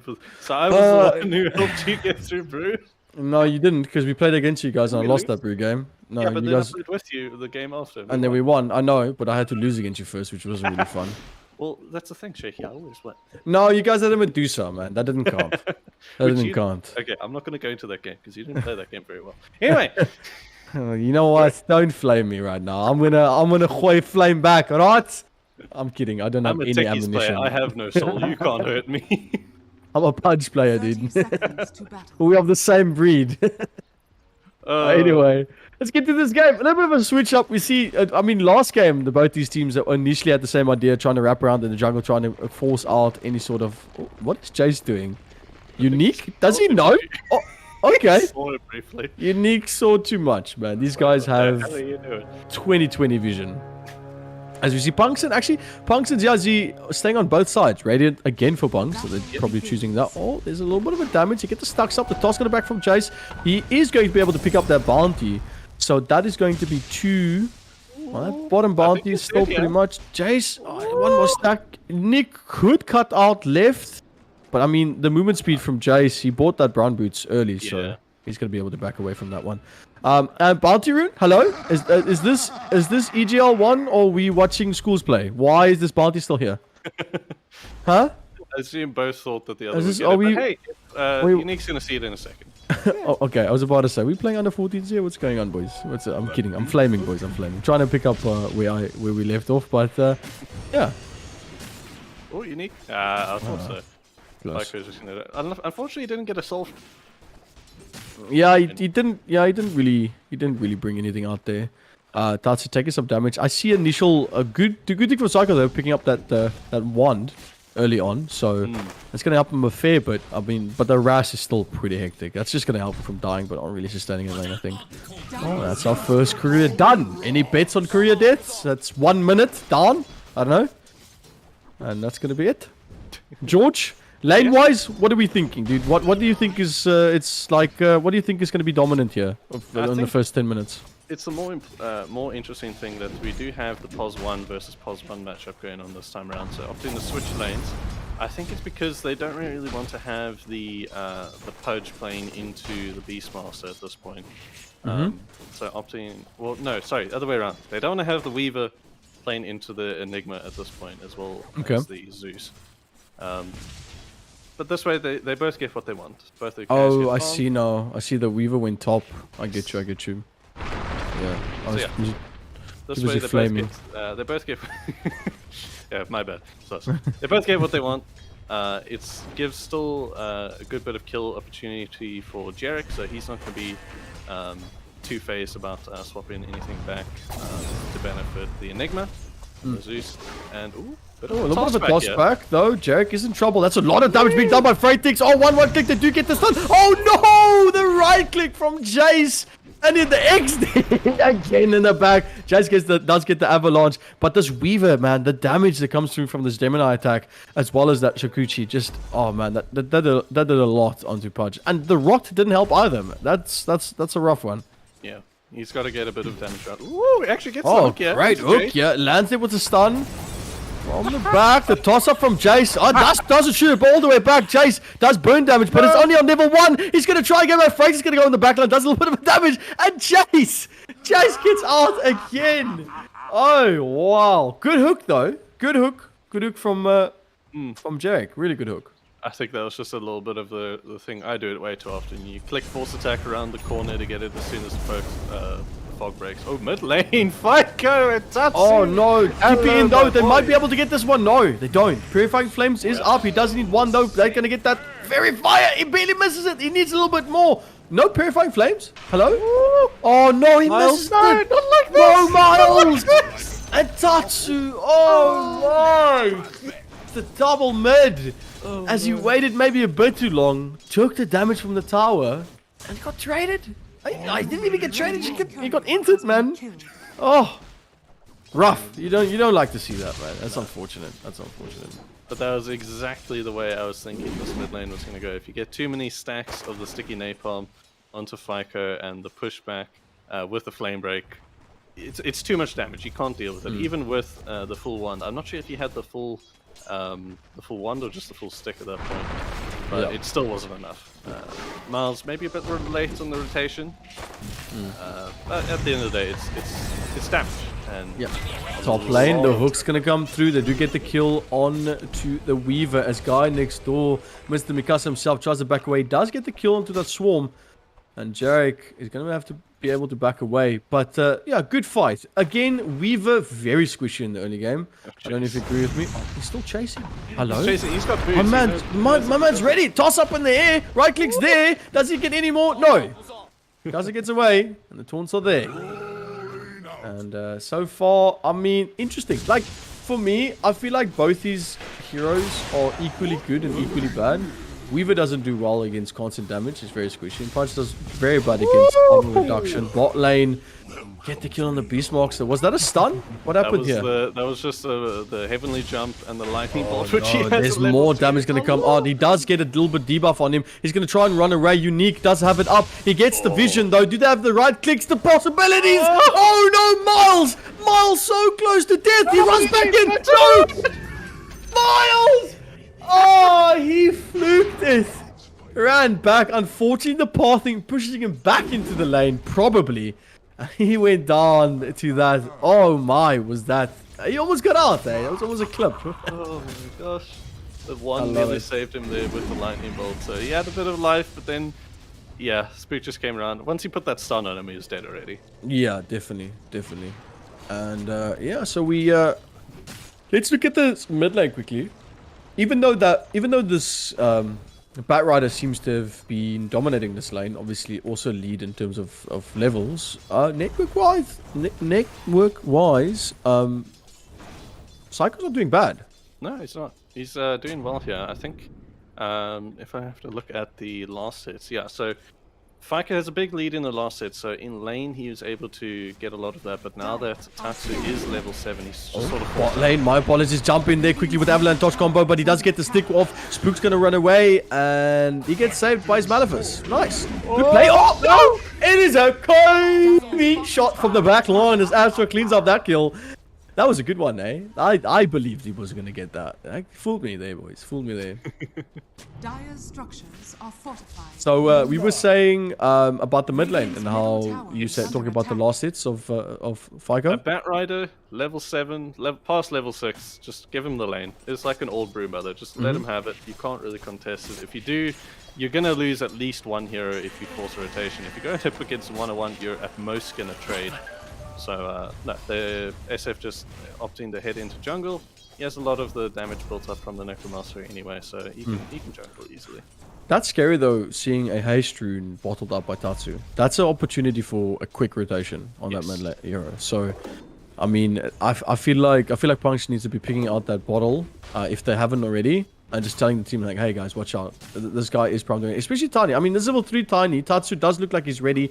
They do have Fico coming in. There's the one. Flamer going to land the back. That's going to go fly up in the air. Doesn't pop out the haste just yet. Actually does. My apologies. But the damage is there. He's going to get the lasso off the back, though. And Tatsu gets the kill. Very close to dying himself. But the movement speed was there to help him out on that one. Pops a cheeky ward up as well. Ooh, top lane. And a good... Oh, and the lockdown as well with the ult. And Weaver, Freitex not able to clean that one up. As we go straight to bot lane, the lockdown, we do get the kill as well.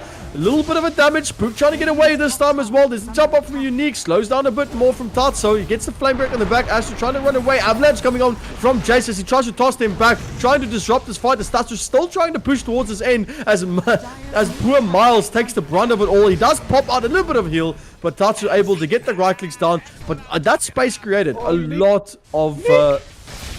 Unique. Oh, he got caught in the back. No, he got caught in the back as Unique. Oh, Unique actually gets a kill on that one. Unique went after him. He ran around the side of the trees. He saw he was low, so he went after the kill. And the stun though, Jace trying to stop it off. Avalanche tried to time it out. High fives between the two teammates as we see Mal's going to come in. Stun does not connect on the back. He does get a little bit of a mitigation.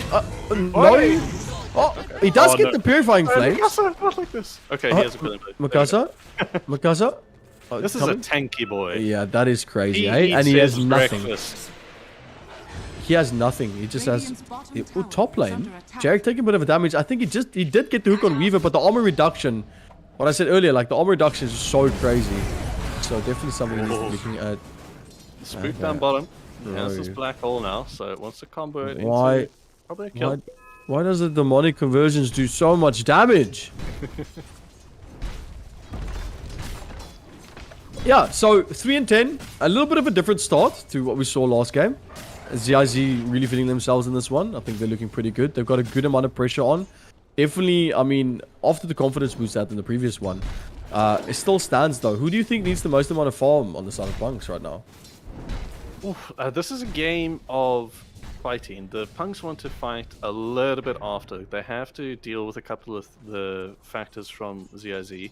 ZIZ don't have a lot of Neek's getting more here down bottom. Yeah, he does get a little bit of help. Oh, that's a lot more though. A lot of damage being done here. Spook's going to get bursted down by Astra as we do get a kill on the Tiny. He's going to go down, but they do trade it out for Enigma. So a little bit more damage going to come through. Astra's going to take a lot of damage from these demonic conversions, but he's going to be able to break away from that.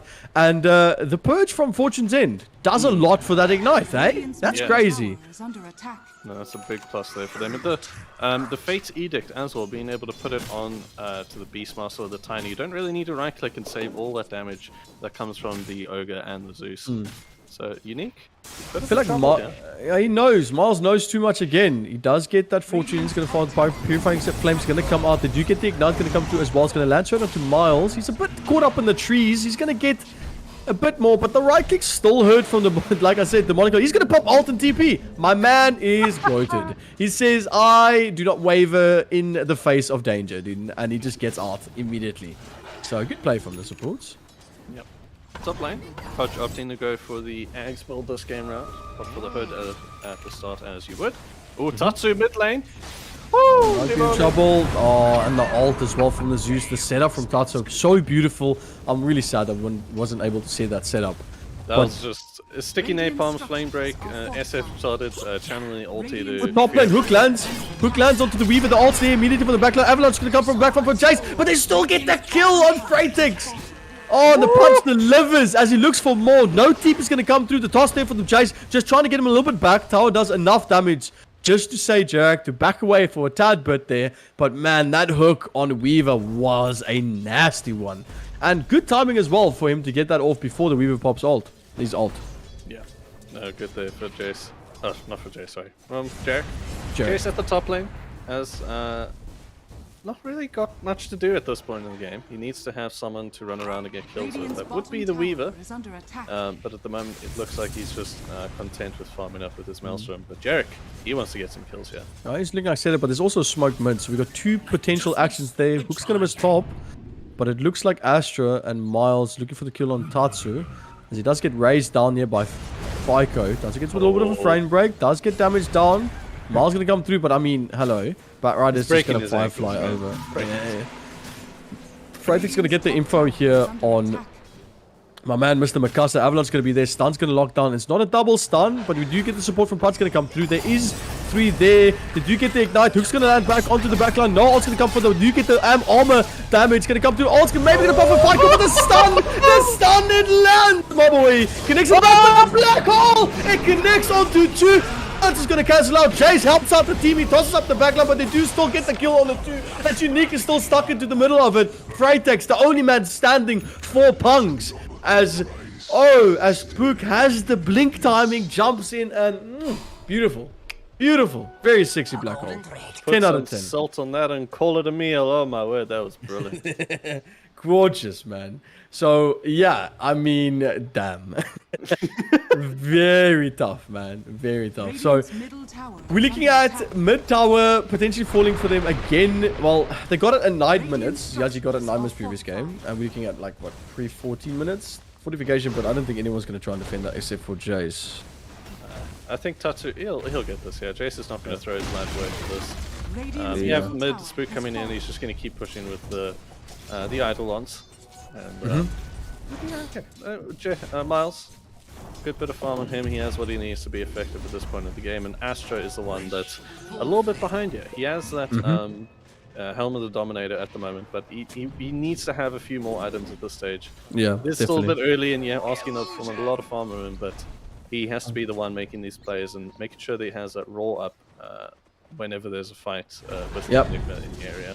But they do see Tatsu spotting out the backline here. They do also spot out Miles as they do get the latch, the lockdown onto my poor man Astra. He takes that one to the face. We do see Miles going to have to pop the ult on himself. Otherwise, he's going to be part of the statistics this game. He's going to go down. And he's going to be able to save himself. Yeah, that could have been a 19-6, unfortunately. But, I mean, Valiant, if they only... They got a +3. It's not amazing. You don't really want that, but... Man, I believe, dude.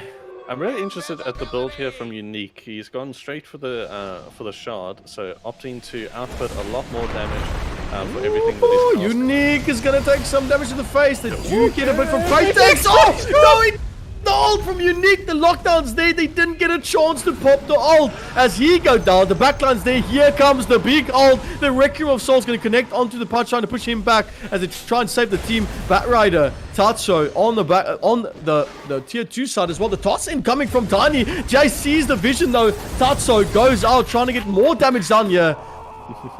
And he's just gonna, he's gonna get the sack stun. Yeah. Maybe more.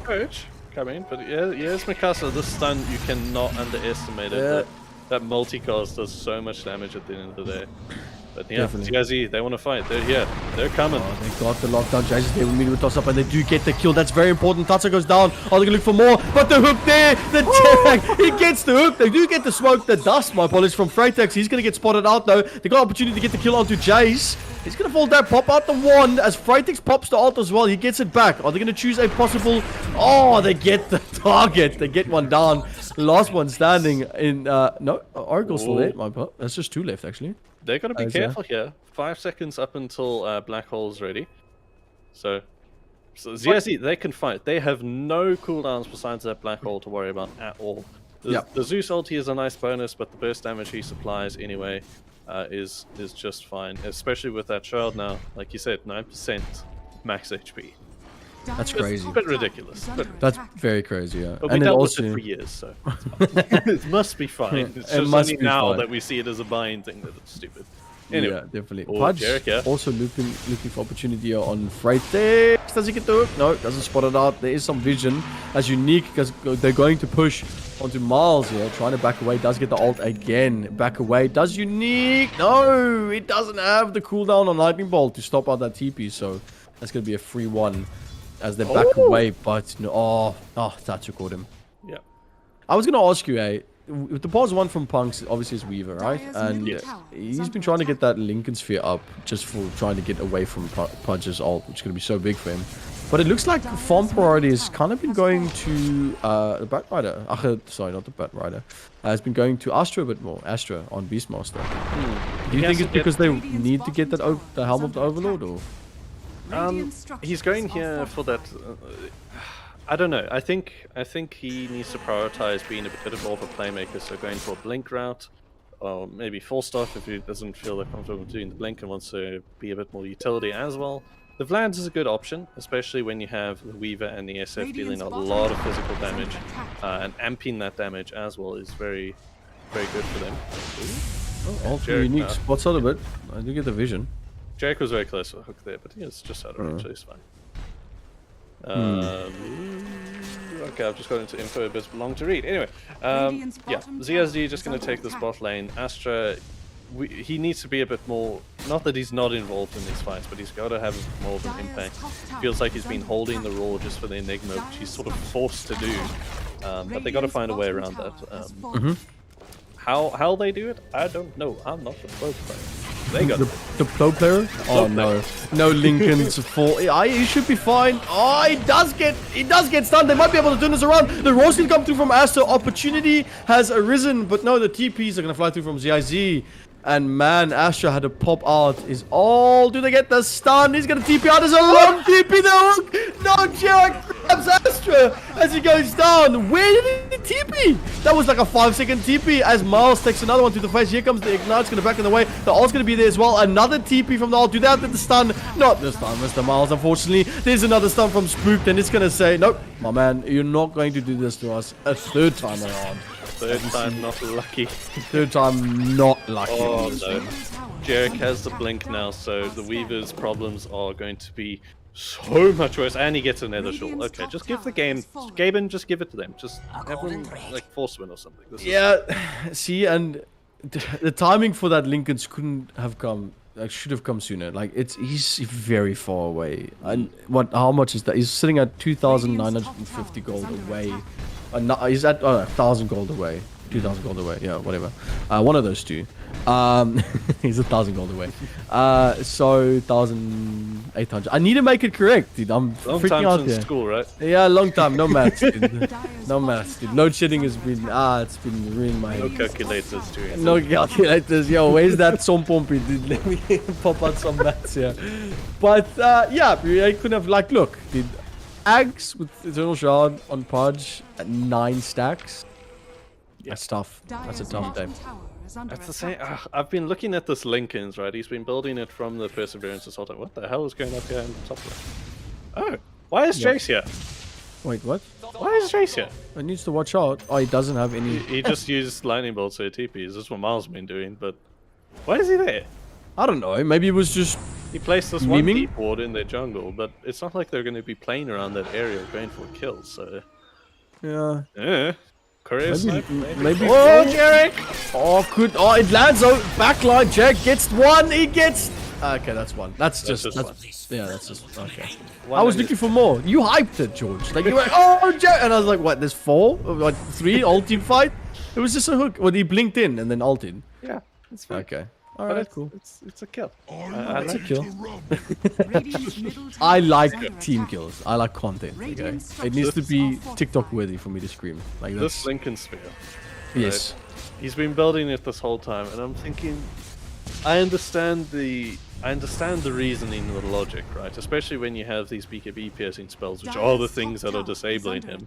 So Lincoln's is your only option. But then at the same time, it's like, okay, your Lincoln's is going to be popped by either Pudge ult, Ogre stun, Ogre ignite. Ooh, hook, not hitting that time. Radiant's middle tower is That was a under big attack. hook. Yeah, Enigma stun, Dire's Zeus's top Arc tower Lightning, is and under Zeus's Lightning Bolt. They That's might as a well lot, add yeah. an Orchid to that mix. Would have been fun. Oh, did you see the play? They wanted to set it up. Jace blinked in for the toss. Oh, that's a Radiant's big. middle tower He, is under I attack. look. I knows. Punx respect. I saw it. Okay, they wanted to play for it. Maybe play it again. Jay's probably gonna blink in here, trying to get the toss back onto the ult of FICO. As they look, they get the vision. Well, he does land one though. He does get the ult. That lands, and the combo is there as they get avalanche on 3. And the hook is gonna land to Miles in the back. He does get a belly off. The right click there. Oh, the big black hole lands on this 3. They get 1. Isn't enough to get the kill though. Back Rider's there to try and do as much as possibly can. Weaver's on the back line trying to get the right click down. They turn it around. Hit it. They're looking for more as Back Rider's the only ones left standing. As the black hole couldn't do what they needed to be done. Bottom tower is under Oh, and Punx turns it, man. The right click damage. What in the Sega bossy happened there? Oh my word. Moly. I mean, you guys are probably watching the replay now because it was a beautiful black hole. Even Batrider jumped in there. It was, man, he had the flaming lasso up, but it just couldn't, the follow through wasn't there. Yes, it was. I think they were expecting the Oracle to die from the And then you from need the to black hole like that. should be fine. It's Oh no, fine. this is the shot. Look, viewers. Oh, okay, no. He's- I was about to say, watch how this. He kills this tiny. Worst case scenario, Unique uses lightning bolt and you TP yourself. But anyway. Yeah. Oh, Pudge no, is looking Jarek, for the though. tiny. Oh, they don't get the damage. no. No, hook's gonna go through. And oh my, Jarek! Did he have vision there? No. No, that was just a blind hook. Well, Yo, beautiful hook. Oh wait, no. They're going into Rossouw. Oh. Need to advance the shard. Sorry, and I the need. Necron. Can I get a fan cookie? I need to calm down. That hook was really sexy. I'm getting Calm shivered down, right Shakey. now. Fine. I can't, man. I'm a Pudge player, bro. I'm drooling right now. Can I get a napkin? Jarek though, they might suspect it. They get the hook and straight kills him. Vico's in the Rossouw. Oh no! He does grab the ages. I thought that stole that. Jake does put it out. They do get a little bit more. There's the stun up as well. Does he get the ult off? Does in the backline? They do get a little bit more with the bugs, and he goes down. The ages is over, and he popped his ult. As we see them all coming in. Tatsu's there, grabs them up. No flaming lasso used. And just as Punx was getting the momentum back, they turned around 9k. 9k with lead. And I feel a little bit... I feel upset, okay? I feel like Punx had it there. It was a big fight for them. And they get hooked, right? Like, why couldn't they just not have gotten hooked? Just be better. Just don't get hooked, right? But they get hooked twice without any vision. Oh. Oh, 3 times? No. Astra's gonna pop the ult. He does get that primal roar off. Flamebreak's gonna land on the back as Jarek, Pos1, Pudge is doing the work right now. Yes, no, it was a good attempt there from Punx. They had that lead and they wanted to go for the cheeky play in the Roche pit. They even had Jace on the tiny upper top, sort of distracting them and trying to pull them towards that way, which it did. But at the same time, I think ZIZ just anticipated it and thought, hey, let me throw a hook. They end up getting the kill straight off of it. Yeah. And from that, he knew he had to jump in straight away. I think it was a risky play. They obviously needed that. Because I said earlier, hey, it's been 25 minutes. They haven't gotten Roche yet. They should have tried to pick it up yet. Punx probably realizing the fact that they need to get it as soon as possible just to take it away from ZIZ. So I think they thought, you know, maybe we get a sneaky Roche. Maybe just try it out and then take it away from them and that could help out. Hook's not going to land. Nice one. Nice try there, Jack. If they did get it, same thing as previous game. If they did get it, it would have probably been a bit different game. Maybe helped them out a bit. But that hook onto that Beastmaster. Yeah, that's kind of solidified it a tad bit. No definite thoughts here, but tough one, eh? I'm trying to not speak in definites here. Psycho Damage has opted to change up his build a bit. He had the BKB queued up, but he's actually going to go full glass cannon now, so to speak. So he's gone for the Chrysalis into Silvers, and then he's queued up a Satanic thereafter. So he'll be hitting hard, and he'll be life stealing up, but the stuns from Mikasa and Co. Will definitely still be the bane of his existence. Not for Bane itself. He's already got shot, right? He's already got shot. You really think that it's necessary to go? Because you were mentioning earlier that the Lincolns it's really not that great because the whole team can break Lincolns. He has to get it. Yeah, no. In that sentence, he has to get it. So don't you think because that's his fact, he needs to get BKB? Like. Satanic's great and all, but like you can't alt and right click if you're getting lassoed, stunned, lightning bolt. Bomb the SF so much that it deals so much damage. You have the other 4 guys running and waste all of their spells, and then he comes in 1v5s. Easy peasy. Okay. So like a 4 protect. How most people play pubs. Like a 3 protect 2 kind of thing. Alright, cool. I mean, that's a Pudge. He just doesn't care.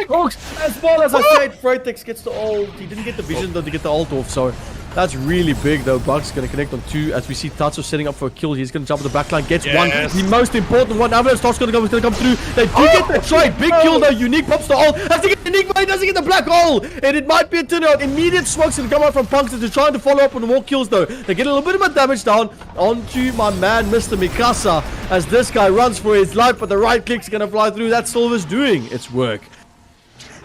And that was a blunder. So that was ZIZ saying, Punx, basically, guys, you messed up with the 2 hooks. Yeah, here's a freebie. I think, come on. Yeah? That's a freebie. Tatsu Dota, hope.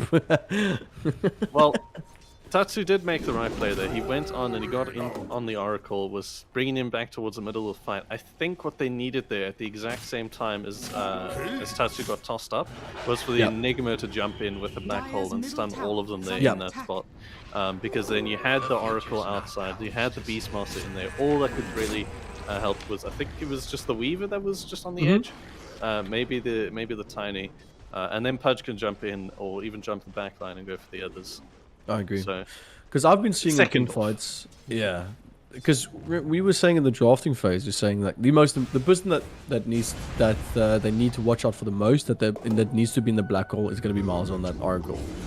But it seems to be like Tatsu's been focused on the Oracle. So don't you think that maybe that Enigma needs to start looking at centering the black hole around the Tiny? Because I think 2 black holes has been stopped because of Avalanche. He does have the BKB now. Yes. I'm not sure if he had that last time around. I assume not, because he did get stunned up in the end.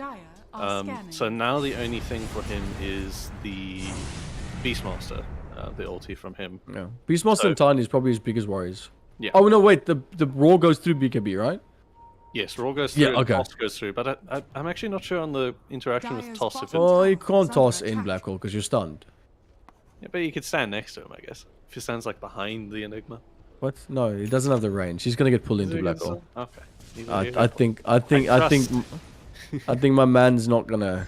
And he also has shards, so that's like a non-interruptible like little effect that's around. Oh, Tatsu! Oh, he grabs him out. He spots Astra. Is it up? Oh, I think that's a kill. That is. Wow. That was big. That was so fast. That's a huge blink. I'll tell you what it was. It was Zeus giving ulti, or ulting for the village. Sorry. I see a little Jace over here. Getting caught out. That makes a lot of sense. Yeah. So Zeus ulted there to give vision, but the TP was near instant. They knew he was around in the lay, but Tatsu TP'd instantly towards there. And is now shoving in the bot lane. He's just able to pick him up, blink on, right on top of him. Oh, Jarek! Oh, did he get it? He got the, okay. Oh, sorry, I didn't see. I was looking at. I was looking at Tatsu. I was like, yo, my man's items have been looking good. Managed to blink ulti FICO, but the save from Arms was there. Okay. So false promise is used. Dyer's top tower we'll is under see. Radiant's middle tower. And what a familiar sight. 31 minutes into the game, and we are seeing the mid racks go slowly down, as Punx probably discussing and thinking about what's going to be the next step forward. As no creeps are available, but the toss going to come in on the back line. Beautiful play there. They do get the one, and they get the hook on the back. No patch. A little bit late on that hook. Avalon's going to come through, stop them in the tracks, but the right clicks from Psycho does so much. Psycho gets the kill on Pudge as they again stop the push by getting 2 kills. Again. And what seemed to have been a quick 2-0, ZIZ is quickly starting to turn this back. We looked at a 96% win probability according to Dota Plus. We're sitting at an 88% now. Like, those losses, those kills mean a lot for them to keep getting stopped in that push. Because how long have we been trying to get this tower? What does it mean, like 8 minutes? Quite a long time. Oh my! It's actually no. It's about a middle roast spawn time now. I was looking at the time. It's just gonna spawn. Uni does give the vision. It doesn't have anyone to follow up though, unfortunately. Punx much, was though. able to win that fight there. And you know what else has been won, Shakey? Free stuff? Free stuff. Free stuff! By Mr. Lightning Raymond himself. What? Yes. That's a scam, dude. That's a scam. So- I heard you say shaky there, not. No, Well, Mr. Lightning Raymond, I hope you enjoy your free stuff, dude. Congratulations on winning a giveaway. You must really feel like a lucky guy right now, because I surely don't. But congratulations, dude. That's amazing. yeah. So he's So, gonna George, be, what is he getting again?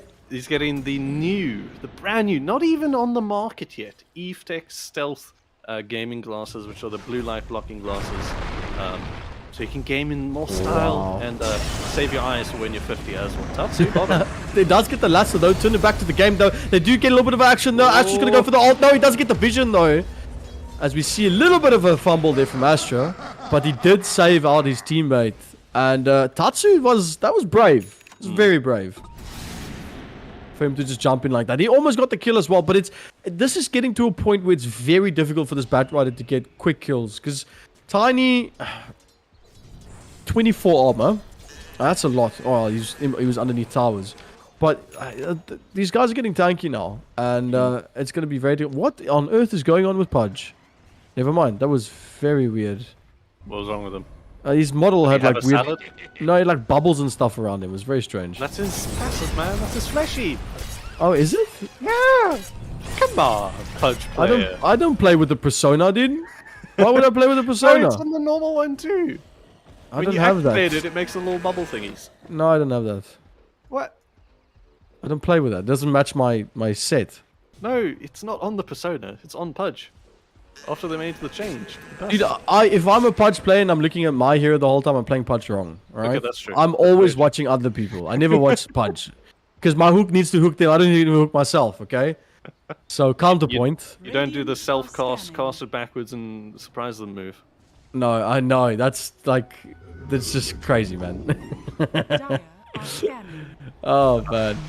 But as we see ult gonna come from Unique, that's probably them just setting up for Rush. Yep.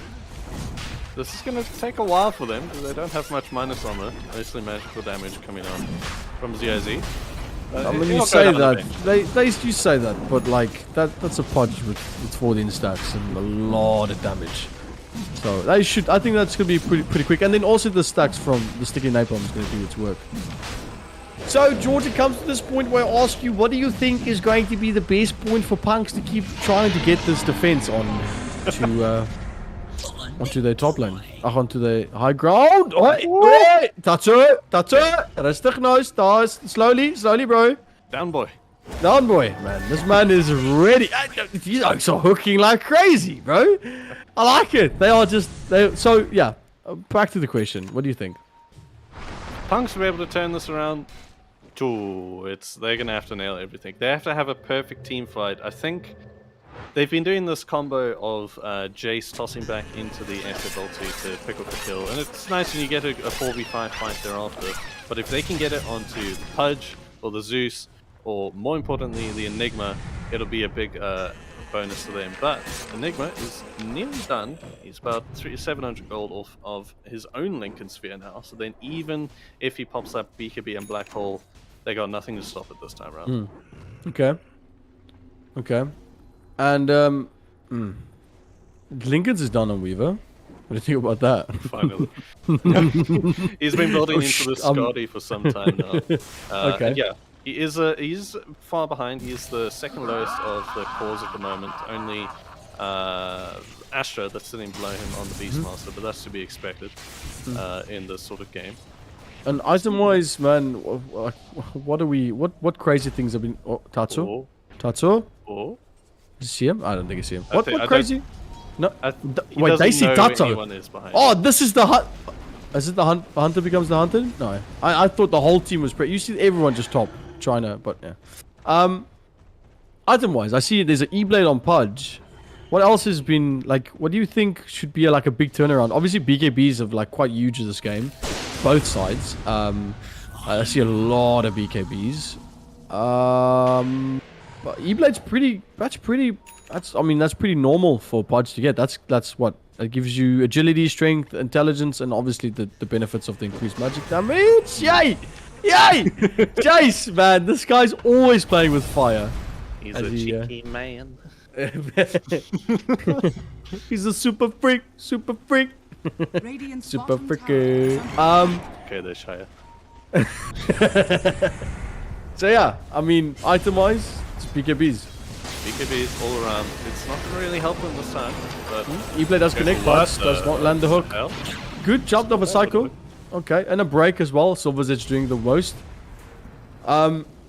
But don't you think? So you said full. Oh my word! It's too much, Jake. With a little bit of a fumble, Ice shot down the back end, get the ult, but they do turn it around with the Nimbus. Is going to land on the back. They do get a little bit of a magic mitigation though, as Jake jumps in to try and get a bit back. But the armor reduction is going to come through from those bugs as they turn it back. But they do get the kill on Astra, as Unique is doing wonders with that.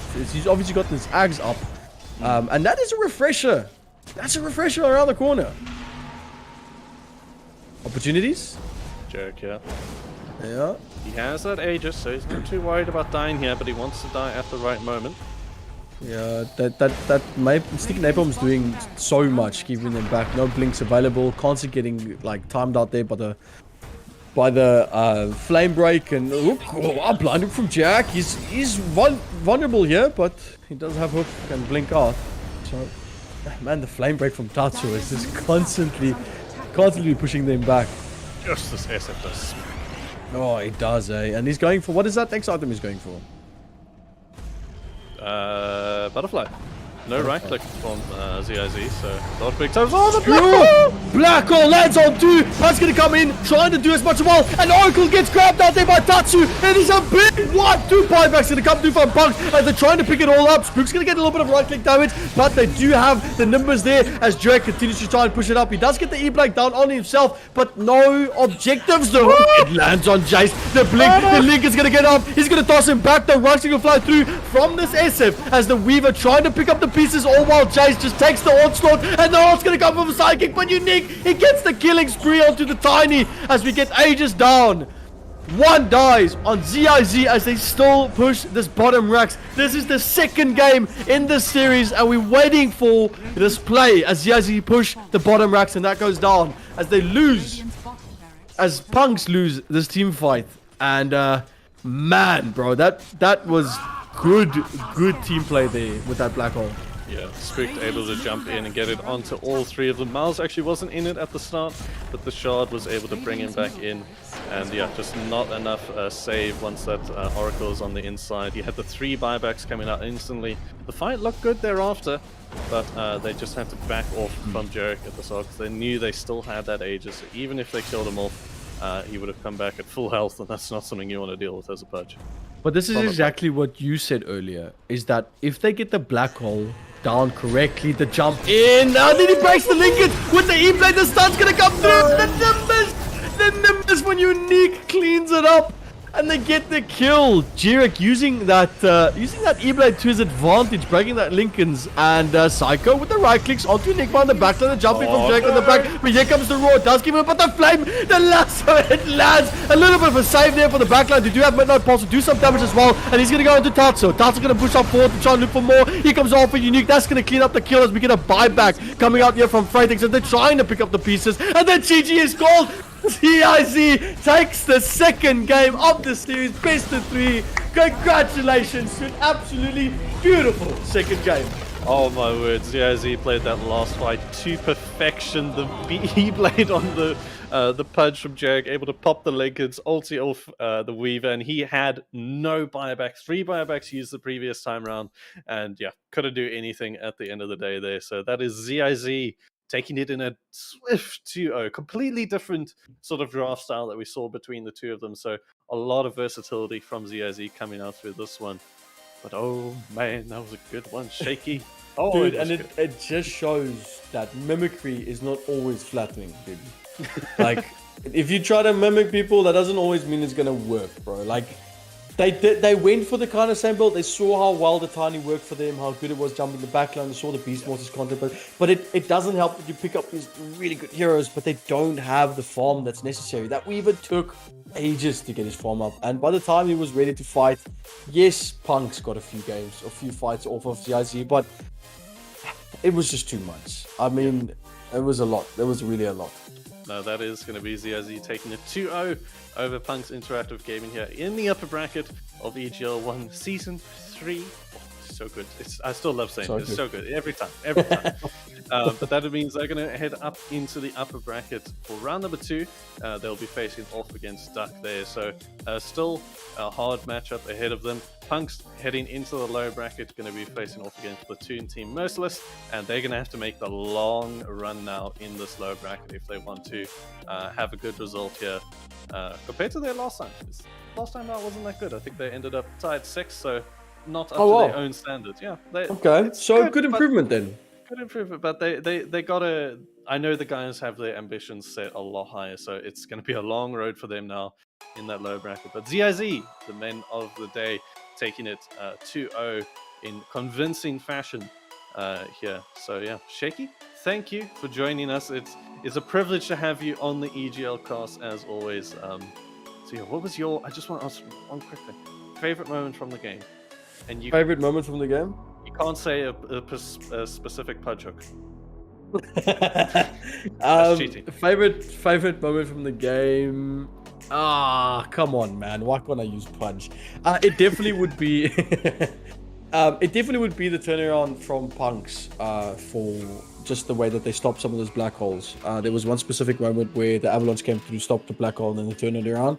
I think that was really good. And I'm also going to mention the hook that was in Rush. That was also my favorite point. But okay, I'm just going to add that in there. Snuck it by me, you sneaky devil.